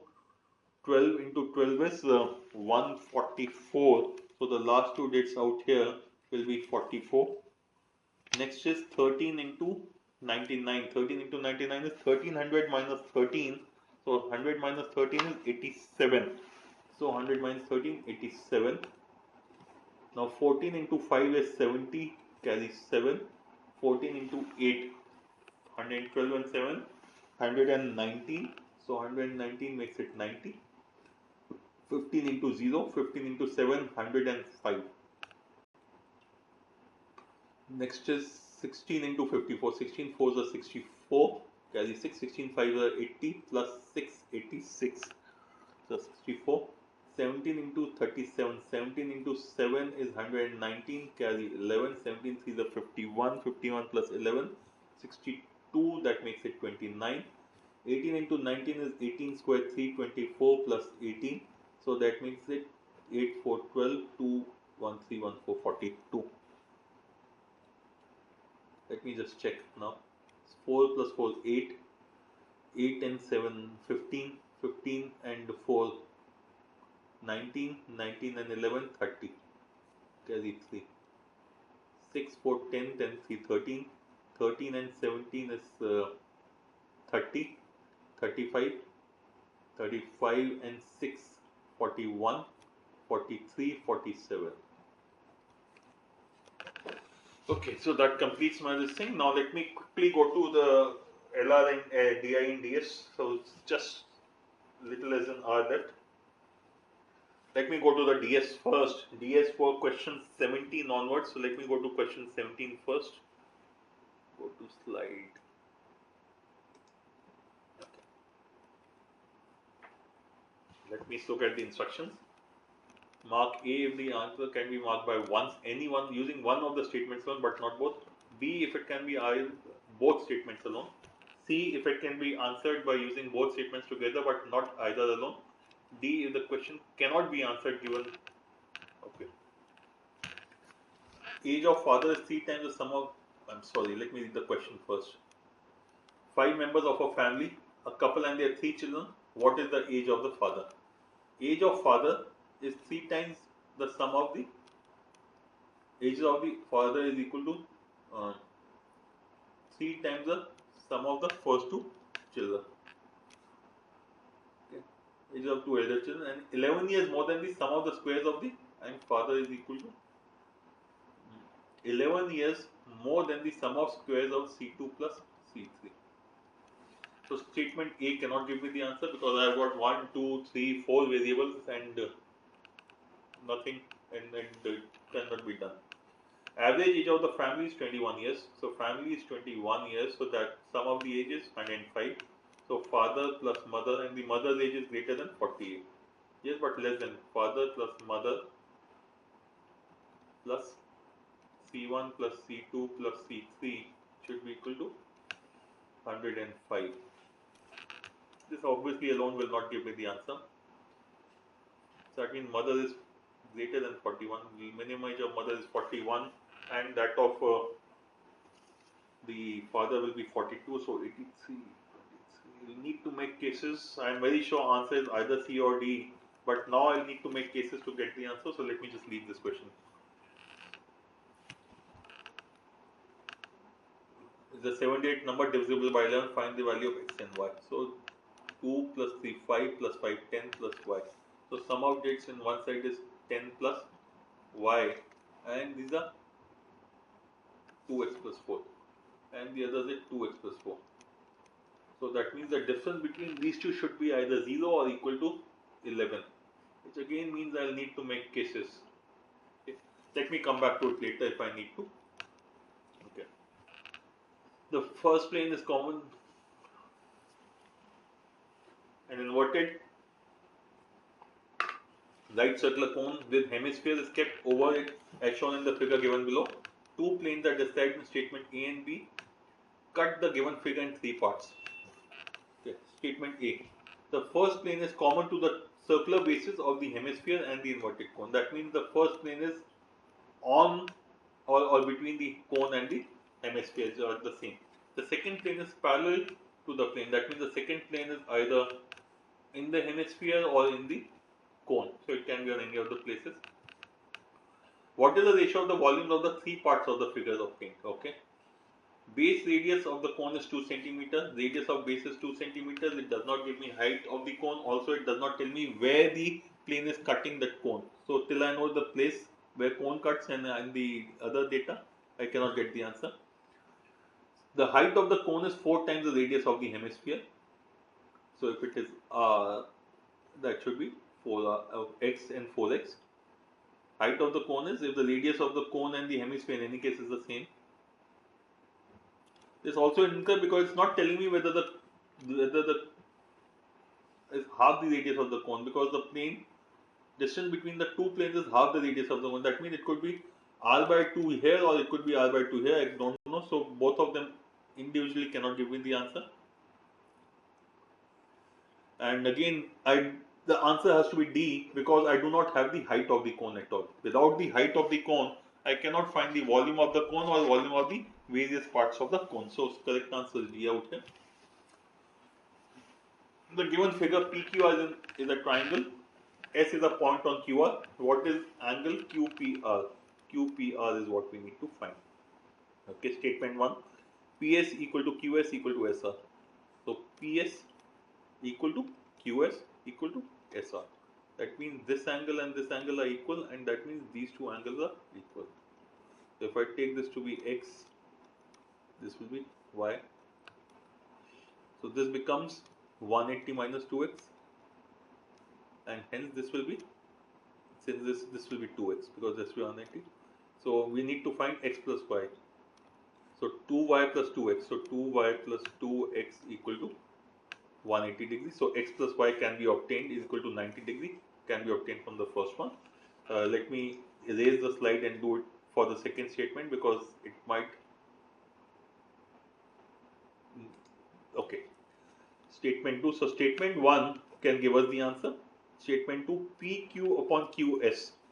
So PQ upon QS is equal to PR upon SR. Okay.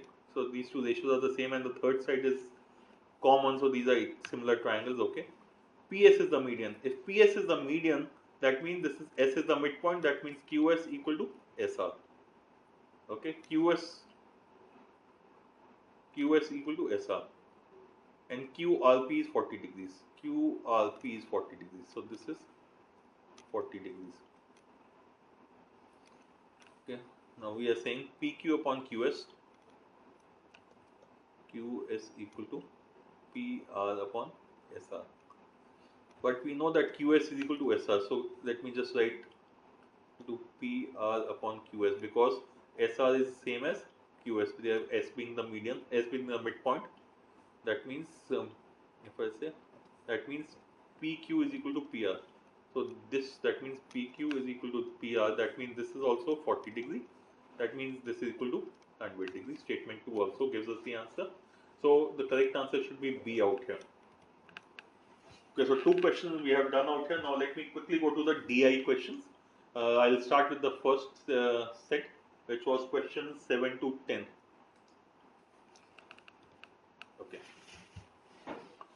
Question 7 to 10. Pappu and Munna are the only criminals active in Borivali, Revati Nagar, Pichori and Sarita Nagar. They execute crimes in these regions and earn money for each of the crimes as per the contracts in the respective regions. The table given below shows the percentage wise breakup of crime committed and the earnings made across the four aforementioned regions, along with the percentage increase in the crime committed over the previous year for each of the two criminals for the year 2013. It is also known that the two criminals committed crimes only in the given four regions in the year 2012 and 13. Okay. So we have the earnings in each of these in percentage, the number of crimes committed, increase in earnings, increase in number of crimes committed. This is data for the year 2013. This is 2013 for the year 2, and this is increase vis-a-vis 2012. Increase versus 2012. So I can calculate some ratios for 2012 also. Okay. Now let me look at the questions. Pappu executed 20% lesser crimes in the four regions put together. Okay. Who want maximum average amount per crime and in which region? On least amount of per crime in which, okay, can be solved. In which, how many regions Pappu's crime per crime earning shows an increase in 2013 over 12 can be solved. Maximum number of them. Munna committed maximum number of crimes in which of the four areas? Okay. 2012. Sorry, let me look at this. Yeah. So the last question was in 2000. Okay, 2012. I thought this was 2013. This will take some time to calculate, so I'll come back to it later. Let me start from the first question. Pappu executed 20% lesser crimes as compared to Munna in the four regions. Okay, that means if Munna has done 100 crimes, Pappu has done 80 crimes. Okay. So Munna 100, then and the total earnings for the two from the four regions put together was same. Okay, the earnings were the same. Then who earned the maximum average amount per crime and in which region? So let me assume the earnings for both of them is 100 rupees. Okay, for across. Now the question told us that if Munna has done 100, Pappu has done 30, 80. So Munna has done 100. So let me look at Munna first. So the number of crimes committed by Munna would be 20, 25, 25 and 30. So total crimes committed by Munna is 100. And total income for both of them, let me assume it to be 100 rupees. And Pappu number of crimes committed is 80 because it was 20% less. So 80, 25% of 80 is 20. Pappu has done again 20 out here. 20% of 80 is 16 and 20% of 30 is 30% of 80. What I am talking about? 30% of 80 is 20%. 30 is 24. So he has done a total of 80 crimes. This is Pappu and this is Munna. Okay. And the question is not saying then who earned the maximum amount per crime and in which region. Okay. So the amount of earning again for Pappu 30 rupees, 35 rupees, 15 rupees and 24 rupees. And for Munna it is 35, 30, 35, 20 and 15. So the choices are Munna Sarita Nagar. Munna in Sarita Nagar has done 35 upon 30. So he's done 35 rupees out of 30 crimes. So he's done 35 or 30 rupees per crime. Pappu in Revati Nagar. Let's see. Revati Nagar Pappu. He's done 35 on 20. So wow, this is significantly higher. So this is correct as compared to A, which is incorrect because I am Munna Pichori. So Munna in Pichori is 30 by 25. So Munna Pichori cannot be the right answer because 30 by 25 incorrect. Pappu Borivali. Borivali Pappu 30 by 20 is 1.5. So this is incorrect. With highest is in 2013, Munna earned the least amount per crime in which year? In which of these? In 2013, least. Okay, we have to look at Munna in each of the four.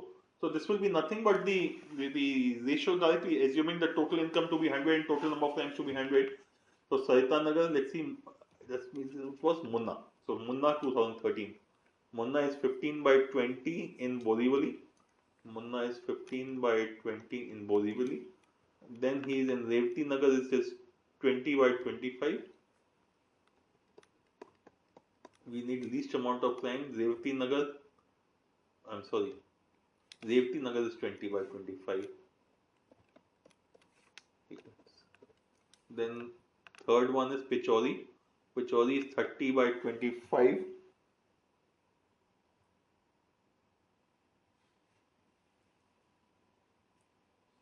Pichori is 30 by 25. And Saritanagar 35 by 30. So who's on the least least amount per crime? This is greater than 1, so incorrect. So this is incorrect. This is also incorrect. Pichori is greater than 1. These, so 15 by 20 is 0.75 and 0.8. Least amount of crime per. In 2009, question 9, sorry, in how many regions Pappu's per crime earnings showed an increase in 2013 over 12? Pappu's per crime earnings showed an increase in 2013 over 2012. Let me just erase this completely and then do it again. So for Pappu per crime earning for 2013 over 2012. Okay, so Pappu, let me look at Pappu. His Borivali is actually 30 by 25. Now this is after increasing by the incomes increased by 10%. So this would have been in the previous year would have been 30 upon 1.1 upon 25 by 1.2. Okay. Now this means that the percentage increase in number of crimes committed is more than the increase in earnings. So last year it was higher, now it has gone down. Yes, yes. That means Borivali has gone down. Borivali has gone down because the increase in crimes is more, percentage increase in crimes is more than the in this. Similarly, when I look at the next one, in Pappu has gone down in Borivali, he's gone up in this Revati Nagar. Third one is 15%, and for same number of crimes he's earning more, so he's gone up in here, and 10 and 20 again it will go down. So in 2 of the 4 regions he's gone up, Revati Nagar and Pichori, and 2 of the 3 regions. In 2012, Munna committed the maximum number of crimes in which area? Maximum crimes by Munna is in which area in 2012? Again, if I assume the number of crimes by Munna to be 20, 25, 25 and 30. So in Borivali in the previous year would be still be the same, 0% change. So last year also it was 20. This 25 is after an increase of 25. So last year would have been 20. 20 is going up by 25%. Yeah. Next is 5% increase has happened up 25. So it should be about 24, 23 or 24. So 24 to 25. One is a, yeah, approximately 24. Okay. And 30 is after 10% increase, so this would be approximately 27. The question was, he committed maximum number of crimes in which area? Last year the maximum number of crimes was 27 and it was Saritanagar. Easy set of data. Okay, great. So one set of data gone, so let me cross it out in the rough sheet. Now I have got the bank, there's a pie chart and there was that cricket. Cricket was 29 to 30 with huge amount of data, and pie chart was 44 to 46. Let me go to 44 to 46 because the pie chart had huge amount of data. Okay, I'm sorry. Go to slide. Let me just check the cricket one first. Okay. 44 to, let me look at 44 to 46 first. Which has based out of the tent has 4 verticals V1, V2, V3, V4. Through it, it does business. Revenue generated. This is the pie chart of revenue. Okay, 8%, 2% breakup of revenue for the 4 years. 2 years is given. This 2004. Revenue generated through each of the mentioned verticals grew by minimum 10% each other over the period 2004 to 7. Okay. This will be time consuming. If total revenue was this, which of the following could be a possible revenue? Growth in revenue was 100% more. I will go back to the cricket set, which is 29 to 30. Okay. 27 to 30, sorry. Let me do this first. Crickstat, who's a cricket fan, compiled and scored by 10 batsmen, namely Peterson, Kallis, Sehwag, Sachin, Smith, Boucher, वगैरह in for 2008. It is known that each of the 10 batsmen, Sehwag scored the least number of runs. Okay. The following paragraph provides information about number of runs scored in excess stroke deficit by Peterson, Smith, Boucher, Younis in comparison with Sehwag, Kallis. Okay. For example, if the difference between the number of runs scored by Peterson and Ponting was 63, Peterson and Ponting. So Ponting is here, and this is Peterson. Was okay? It was 63, which implies Peterson could be 63 plus or 63. I don't know which of the two is higher. Okay, but we know that Sehwag is the minimum. So with respect to Sehwag, everyone else would have scored the higher runs. Let me look at the question: who scored the maximum runs? How many batsmen scored more runs, number of runs than Peterson, but less than Simons? This should be, once I get the data, all 4 questions can be solved. So let me start by saying let Sehwag be X. Now this is Peterson, that means Peterson, Peterson, Peterson will be X plus 57. Peterson, Smith, Boucher, let me just write down the name. Boucher, Younis, Simons.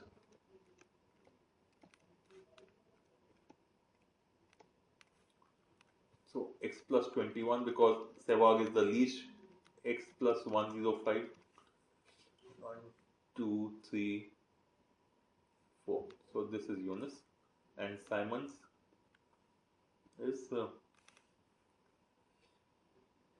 I got it right? 1, 2. Peterson, Smith. Let me just erase it completely and redo it. Okay, Sehwag X. Then we have Peterson, Smith, Boucher, Younis, Simons. Sehwag is X, Peterson should be X plus 57. Then next is Smith is X plus 21. Then Boucher is X plus 105. Younis will be X plus 36. And Simons will be X plus 72. Now the other players are Kallis, Ponting, Sachin, Yusuf. 1, 2, 3, 4, 5, 6. There should be 10 players in all. 10 batsmen. Okay, 6. So the next we have is Kallis, yes, Ponting, Sachin, and the last is Yusuf.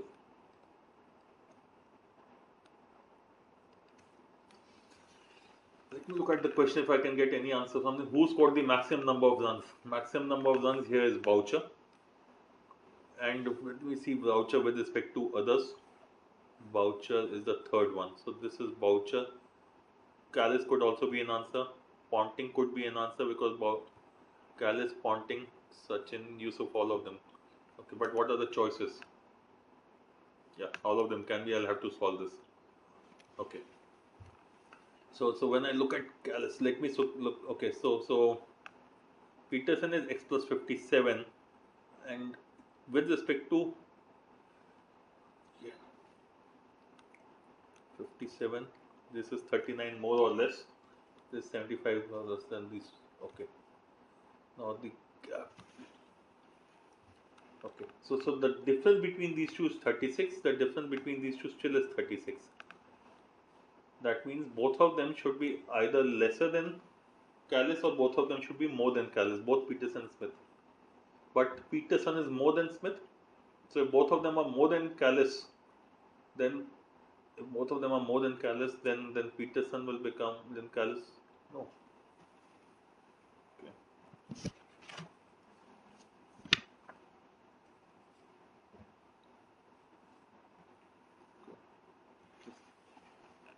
Both of them.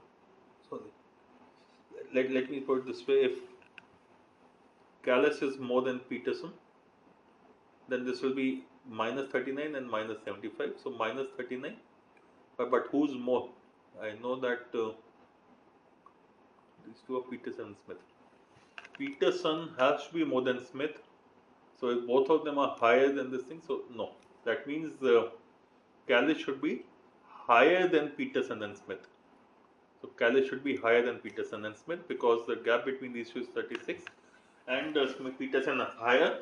If Callis is lower than both of them, then Peterson becomes lower than Callis than Smith. Okay, so both of them have to be lower than Callis. So that means Callis should be x plus 57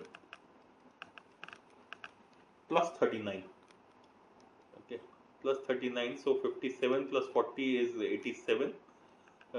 97, 96. So this is x plus 96. So Callis is x plus 96. Ponting, let me say something. Now again the same. That means Ponting should be higher than Boucher. Ponting should be higher than Boucher. That's right. Because again the gap between these two is 36 and this should be the thing. So it should be x plus 57 plus 63, which means Ponting should be higher than Peterson. Sorry, x plus 57 plus 60, x plus 120. Sachin, both of them again. This he has to be higher than him. So that means both of them have to be lesser than Sachin. That means Sachin should be x plus 57 plus 30, which is x plus 87. Now the gap here is 12. That means one has to be higher than Yusuf, one has to be lower. That means obviously this has to be higher because he is more than Peterson is more than Smith. This has to be higher. So Yusuf should be 12 less than Peterson. Yusuf should be 12 less than Peterson. So it becomes x plus 57 minus 12, which is x plus 45. Okay. Now I have the. So who scored the highest? Boucher was here, 120. So Ponting has scored the highest. In 2008, how many batsmen scored more runs than Peterson but less runs than Simons? Between Peterson and Simons, how many people are there? How many people are there between Peterson and Simons? It means Peterson is x plus 57 and Simons is x plus 72. So anyone between 57 and 72, not Smith, not Boucher, not Younis, no one actually. 96, 120. We need a number between 57 and 72. No number between 57 and 72, so 0. Question 29 and question 30. Total number of runs scored by each of the following groups of 5 players was the least. Sehwag is 0. So let me just put Sehwag as 0 first and then put the numbers for the. If I take x equal to 0, what do I get is what I'm looking at. Simons was 57. Simons was 72. Simons is 72. Callis is 96. Yusuf and Younis. Yusuf is 45 and Younis is 36. Sachin was 87. Simons is 72. Peterson was 57. Yeah, Peterson is 57. Yusuf is 45. And Smith, let me go back to the table. Smith is 21. Boucher was 105. Simons is 72. Sehwag 0. Callis 96. Smith 21. Again Smith out 21. Younis was 36. Yusuf 45. Peterson 57. Simons is 72. So let me do a rough calculation. Only if two choices are close will I get the exact. So 45 and 35 is 80. 80 and 90 is 80 and 100, 180. 70, this is coming out to be approximately 250. 40, 60, 60, 60, 120. 120 and 150, 270. This is approximately 270. So choice A cannot be the answer for this question. C, 105, 177, 177 plus more than 100. This is also wrong. So let me not do the thing. 105, 177, 177 plus 100 will make it 277. So 273 plus 20, 273, 293, approximately 290. Okay. Oh, was the least. I was doing the highest. I'm sorry. I'm sorry. This is wrong. This is wrong. Least we are talking about this. I'm sorry, my mistake. Smith, 21 and 36 is 57. 57, 60 and 40, let's say 100. 160, 230. This comes out to be 230. Almost got this wrong. Fortunately, I did notice this one. Number of runs scored by Yusuf in 2008 was 1450. How many of the 10 batsmen scored not less than 1510? Yusuf was 45. So x plus 45 is equal to 1450. Yusuf is 45. X plus 45. That means Sehwag is equal to 1405. So 1405. So how many? And we need how many scored not less than 1510. So 1510 minus 1405. That means effectively the question is how many scored more than 105 runs, all more than Sehwag. That can be only be 2 if I remember correctly. Boucher and Boucher was 105. So I'm Ponting 2. So 2. Okay, so that makes 2 sets gone. How much time do I have? 28 minutes.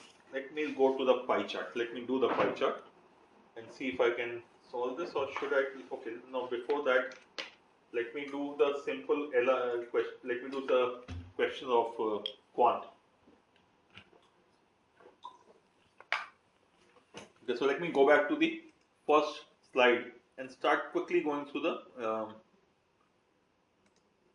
question that I have not attempted and see which one should I attempt. Okay, one I'll come back if I later. Okay, time, speed, distance. What I would definitely want to do. Train takes usually 4 hours to run. 4 hours to run between stations A and B. On one day, the train started at station A, but after 1 hour, its speed went down to half of its usual speed due to heavy rain. Having traveled 100 km in the heavy rain, the driver of the train was not able to see the railway track properly due to waterlogging, and thereon he further decided to reduce the speed by 20%, by 50%. After that, train reached B in another 4 hours. What was the time taken by the train to reach station B from station A on that day? Okay, so A to B, it usually takes the train 4 hours. It went on okay for 1 hour, and then it had to reduce the speed. The speed became half. So the normal, and this is 100 kilometers. 2%. After trying, then it reduced the speed further to 1/4.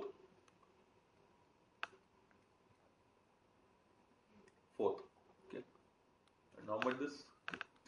Let me read the question again. Due to logging, so was not able to see the railway due to waterlogging, and thereupon he decided to reduce the speed by 50%. So it became 1/4.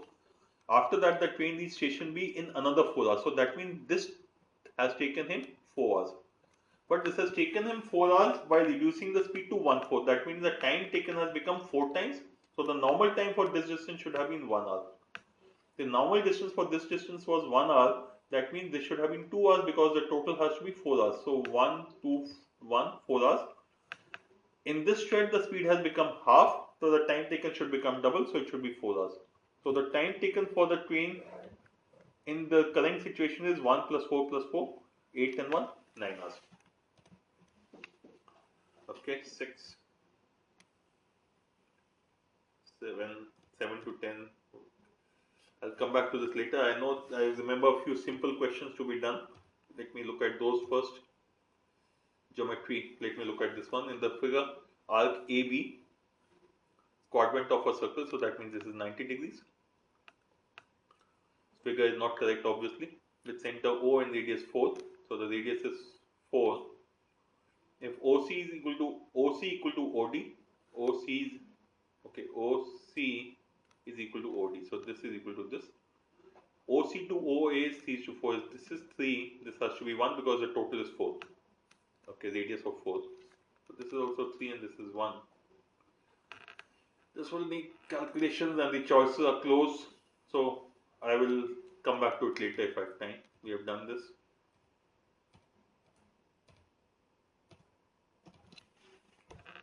Himesh said to Reshamia, my wife is 6 years old, older than your daughter, whose present age is 1/6 the age of my great grandfather at the time of his death. And your eldest son is 8 years younger to your second wife. Reshamia said to Himesh, my second wife is 1/7 times as old as your wife. And my eldest son is 1/6 as old as your great grandfather would have been today had he not died 6 years ago. What would have been Himesh's grandfather's age at the time of conversation had he been alive? So if, okay, let me just go through it again.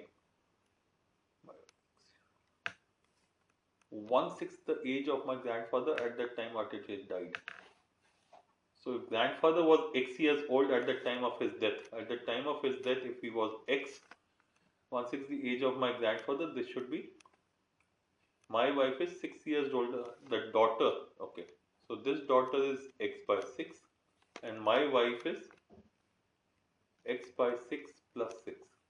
My wife is 6 years older than your daughter, the daughter has to be X by 6 because the, okay. My second wife is 1/7 times as old as your wife. So 1/7 is 8 by 7. So it should be 8 by 7 of X by 6 plus 6. Should be the age of the second wife.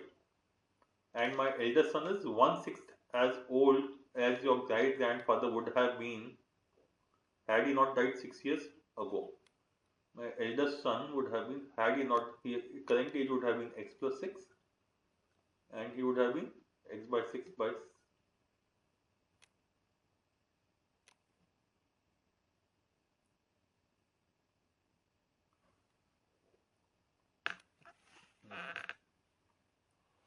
So what do I get here?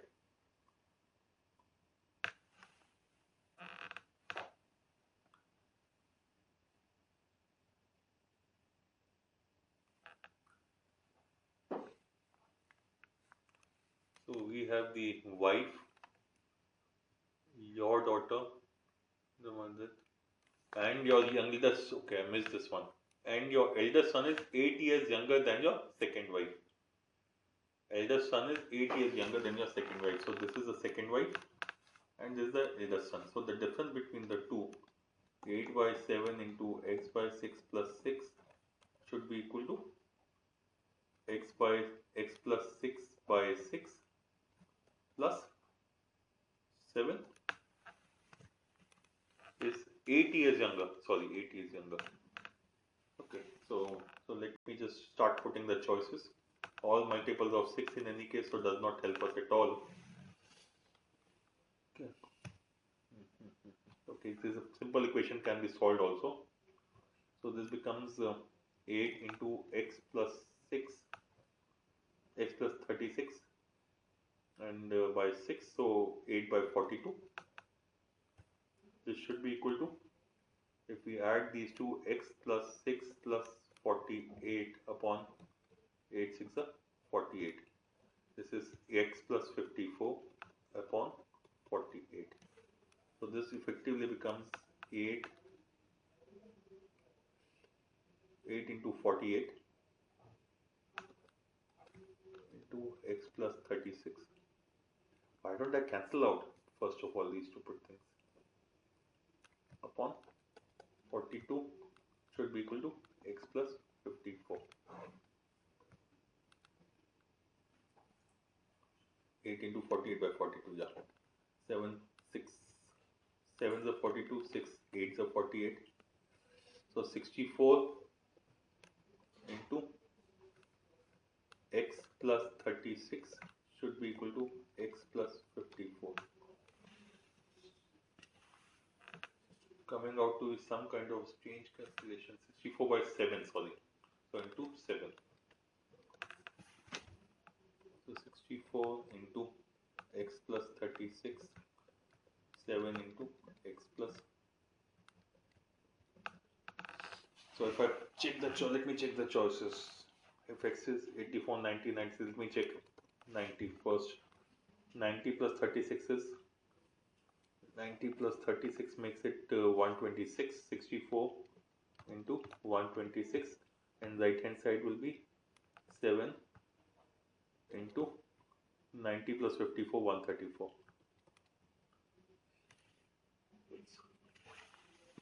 I am not sure. I think I made an error somewhere. Let me just skip this question and come back later if I need to. Question 23. The figure given below, ABCD is a square and DFC is a semicircle with DC as the diameter. Okay. ON is the tangent to the semicircle at a point. Okay. Point F. OF. Okay. And line DF is extended to meet. DF is extended to meet. Okay. At E. FDC is 30 degrees. FDC is 30 degrees as per the question. What is the measure of angle FNE? We need to find this angle. Now let me first check if the figure is correct or not. I have taken my rough sheet and I am measuring BC. So I find BC and I find AB. I find AB is slightly longer than BC, so I will have to extend BC. So the correct figure out here should be something like this. Which means O should go somewhere here, O should be here, but that does not change the angle FNE. So I should get the angle FNE from here itself. Choices are not close. Now when I look at this angle FNE, this angle is definitely more than 45 degrees. 60 or 75. 75 would have been possibly slightly more than this, closer to 90. So I will go with 60 degrees. R2, but SQC, measure drawing the figure has given me the answer. Okay, coordinate geometry. Equilateral triangle, so I can do this. A is one of the vertices of an equilateral triangle ABC of side 2 root 3 units. BC is parallel to y equal to 0. Coordinates of point BC not necessarily in the same order. Okay. If I say A is 3, 1 and it's an equilateral triangle, so it could be an equilateral triangle like this, or it could be an equilateral triangle like this. Because so this line and these two lines are have to be parallel to the x-axis. Y equal to 0 is the x-axis. So that means this is A, this could be BC, or this could be BC. Okay. It is 2 root 3. So let me, and this is also 2 root 3. 2 root 3, so this should be root 3. So this should be, so the altitude of the triangle should be 2 root 3 whole square, 2 root 3 altitude. So I think 2, 4 into 3, 12, 12 minus 3, 9, under root 9, which is equal to 3. So this is 3. So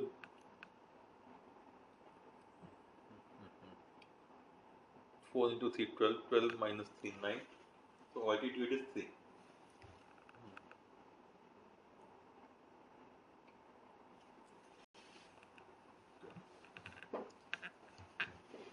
That means the y-axis will go up or down by 3.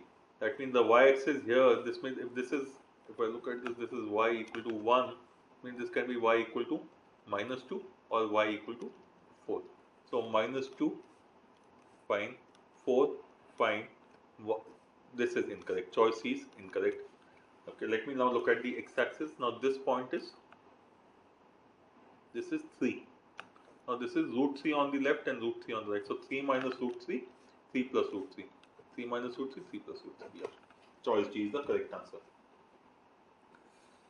I'll leave the permutation nomination, only 15 minutes left. So I'll just want to do the arithmetic question, which I'm very, very comfortable with.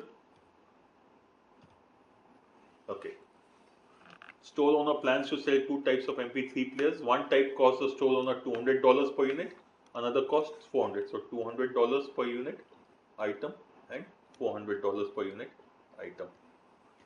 The $200 means a profit of, so this is the cost price. Profit of $25 on each unit, and $400 yields a profit of $30 on each unit. $25 and $30. The store owner estimates that the total demand for the MP3 player will not exceed 300 units. Okay, so maximum he will take is 300 units. Store owner can invest up to $80,000 on buying, and he can invest $80,000. Two types of MP3 players. Okay. The store owner sells some units of each of the two types of MP3 players to maximize his profit. What is the maximum possible profit that the store owner can make? Now, if he buys all the pieces which are giving him profit of $30, he will get 300 into 30, which is equal to $9,000. But can he buy 300 pieces? So 400 into 300 will be $120,000. But he has maximum 80,000, so this cannot be purchased. So this profit cannot be. So 9,000 cannot be the answer. Let us look at the other extreme. If he buys all 300 units of $200 each, so 300 into 200 will give him $60,000. So he, out of $80,000, he will consume only $60,000.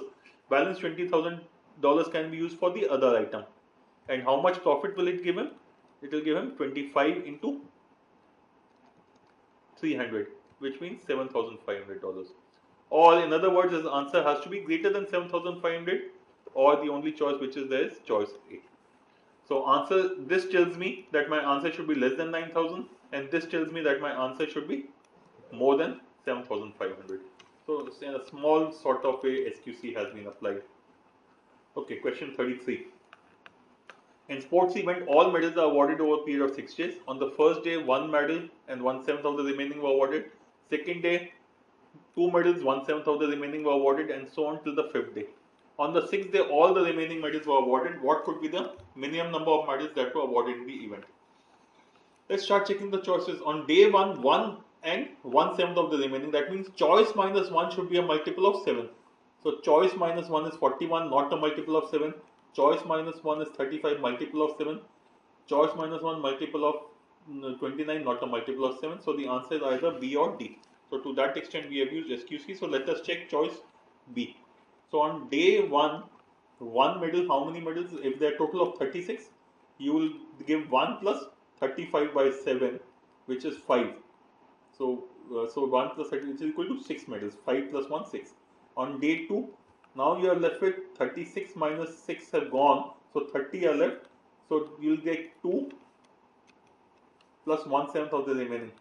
So 36 minus 6, 30 minus 2, 28 by 7, which is 7 plus 2, 6. Okay, that means most probably every day we should have only 6 medals being given. Day 3, 28 were left. Out of 28, you take out, 6, 6, 12 have gone, 12 minus 3, so 21. So these are all multiple of 7 which are happening. 35, 28, 7, which is again 6. So day 4 should again be 4 plus 35, 28, 21, 14 by 7. Let me just confirm in any case. 6 3s are 18 and 4, 18. 6 3s are 18 and 4, 22. 36 minus 22, 14, which again is 6. Day 5, we get 5 plus 7 by 7, which is again equal to 6. So 1, 2, 3, 4, 5, 30. And on 6th day, the remaining 6. So total of 36. Okay. What is the minimum number? 36 is the answer here. Can we have a number of less than? So if we start with, let's say, 8 medals. On 8 medals cannot be the answer, because on each of the 5 days, 5, 4, 9, 12, 13, 14, 15, answer has to be greater than 15 in any case. If we say 15, if we start with 15 medals initially, that means on day 1, 1 plus 14 by 7, which is equal to 2. So we'll get 3 medals. So 15 minus 3 is 12. 2, 12 minus 2, 10. 10 by 7 not possible. So even that is not possible. So 15, 21, 20 again. So correct answer has to be choice B. 34. In a class comprising of boys and girls, K oranges were distributed in such a way that in the class got at least one orange and at most 3 oranges. Aggregate number of boys and girls got at least 2 oranges. This is huge amount of data. Who got at least one orange was 100. Aggregate number of boys and girls who got exactly 2 oranges was 60.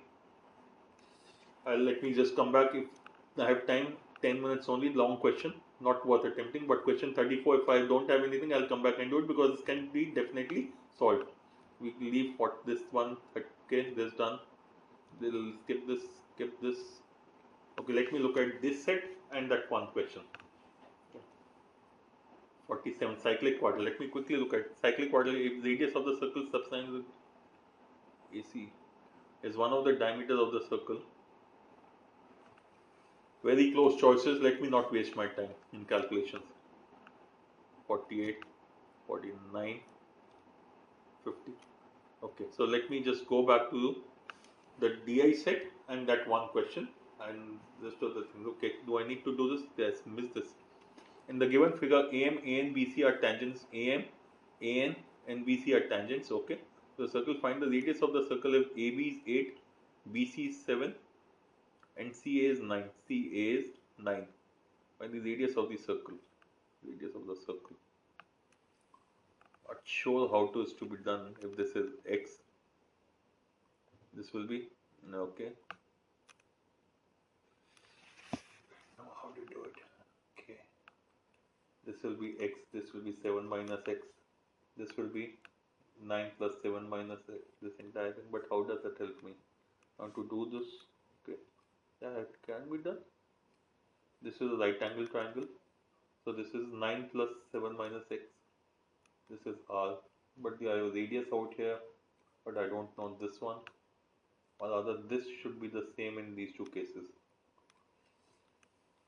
So can I say 8 plus X plus 8 plus X whole square plus R square should be equal to 8 plus X whole square plus R square should be equal to, this is X, so this should be 7 minus X, this should also be 7 minus X. This should be equal to 9 plus 7 minus X whole square should be equal to plus R square. So R square gets cancelled out. So if I can find this will give me X. If I get X, how do I, if this will give me X, so if I find X, how do I get this? I still cannot find radius. How do I get radius? Not sure. Let me not waste my time. Let me go and do this question first. KL Media is an organization rate of the 10 has 4 verticals V1 to V4 through which it does business. The following pie chart provides information about the distribution of revenue generated from 4 verticals in 2004 and 7. Okay. It is also given the revenue generated through each of the product grew by minimum 10% each year. So there was a minimum increase of 10% in each of the years. Data is easy to understand, so let me quickly go to the question. Total revenue generated by KL Media was in 2004 was 50 crores. Which of the following could be a possible value of revenue generated in 2007? 50 crores in 2004. Which could be the value in 2007? So, okay, let me put it this way. Now, each of them have definitely grown by 50%, by 10%. So when I look at V1, V2, V3, V4, out here in 2004, there were 2, 3, 5 and 90. And this 2% becomes, still remains at 2%, 3 becomes 8, 5 becomes 30 and 90 becomes 60. Okay, so if this was 45 here, total is 50 crores. So since this total is 50 crores, V4 is 90%, so 2004 should be 50 crores. And this 50 crores has to grow by 10% every year. So 3 increments of 10% is nothing but 33.1%. So increase of roughly 1/3. So this should become 60. So 60%, so this should become 60, but it has to be 60%. So if 60% of the total, that means it will be 100. So if this is 2004, this is going to be 60, at least this is going to be greater than 60, or that means the total should be greater than 100. Greater than 100, that means this cannot be the answers. Correct answer D. 45. Growth in revenue generated through vertical V2 was 100% more growth. Okay, that means the difference. So vertical V1 during the given period. What is the revenue growth in revenue generated in KL Media in 2007 over 2004? Growth in revenue, that means growth is the difference in the sales, not the percentage change, was 100% more than the revenue. Growth was 100% more. That means the sales were more than 100, more than twice.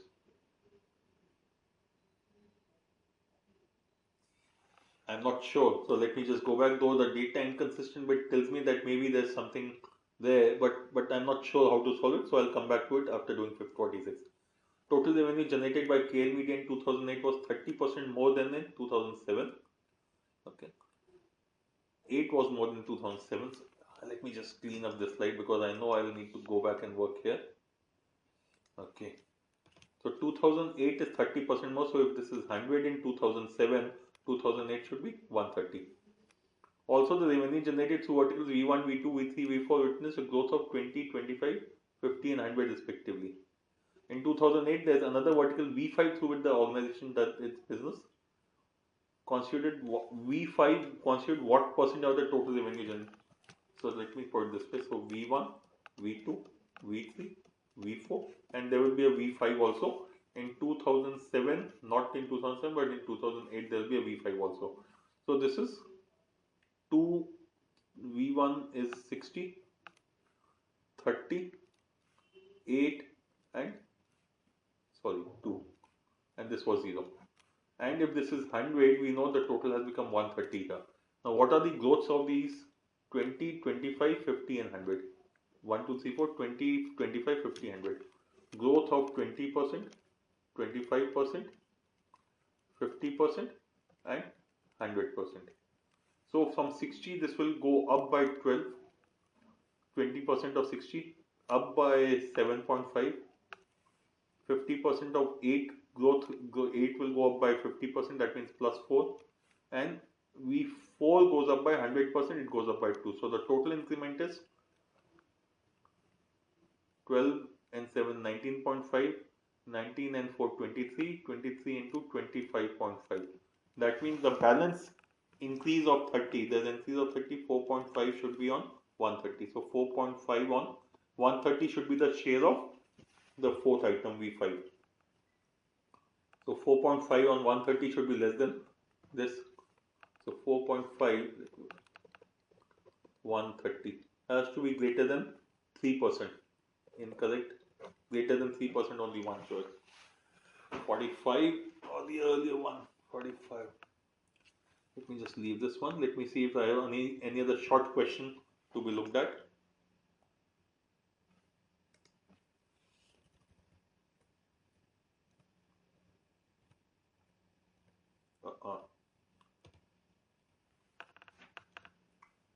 Any question that is short and I have not attempted is what I am looking for. Okay, this one actually I could have looked at, but never mind. Let me go further. Can I look at this one? Okay.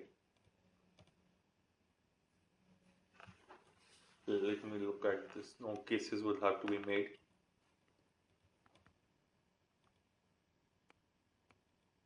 Cases. I am not happy with question which will make me the cases. Let me try this one. Looks complicated, but let me just little over 90 seconds left.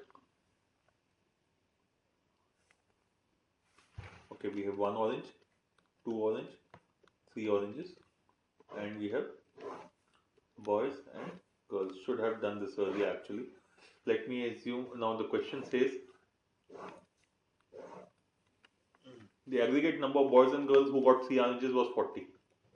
Okay. Aggregate number of boys who got at least 2 oranges at least 2 oranges. That means, okay, let me say this is X, Y, Z. At least 2 oranges is Y plus Z. And the number of girls who got at least 1 orange, let me say P, Q, R plus P, Q plus R. This should be equal to 100. Okay, this 100. Aggregate number of boys and girls who got at least 2 oranges each was 60. Okay, at least 2 oranges. So Y plus Z plus P plus Q. Sorry, not P plus Q plus Q plus R plus Q plus R. This is equal to 60. The aggregate number of boys and girls who got at least 2 oranges, each was 60. At least 2 oranges is the Y, Z, Q and R. That means here we had Y, Z, Q, R. That means P has to be the difference between the two, 40. P has to be 40. Okay. Oh, I'm sorry. For which I'll need to go back and check out what all did I do. It will take time, so I'll do it offline and then we'll upload this slide also. Thank you very much for being patient with me. All the best.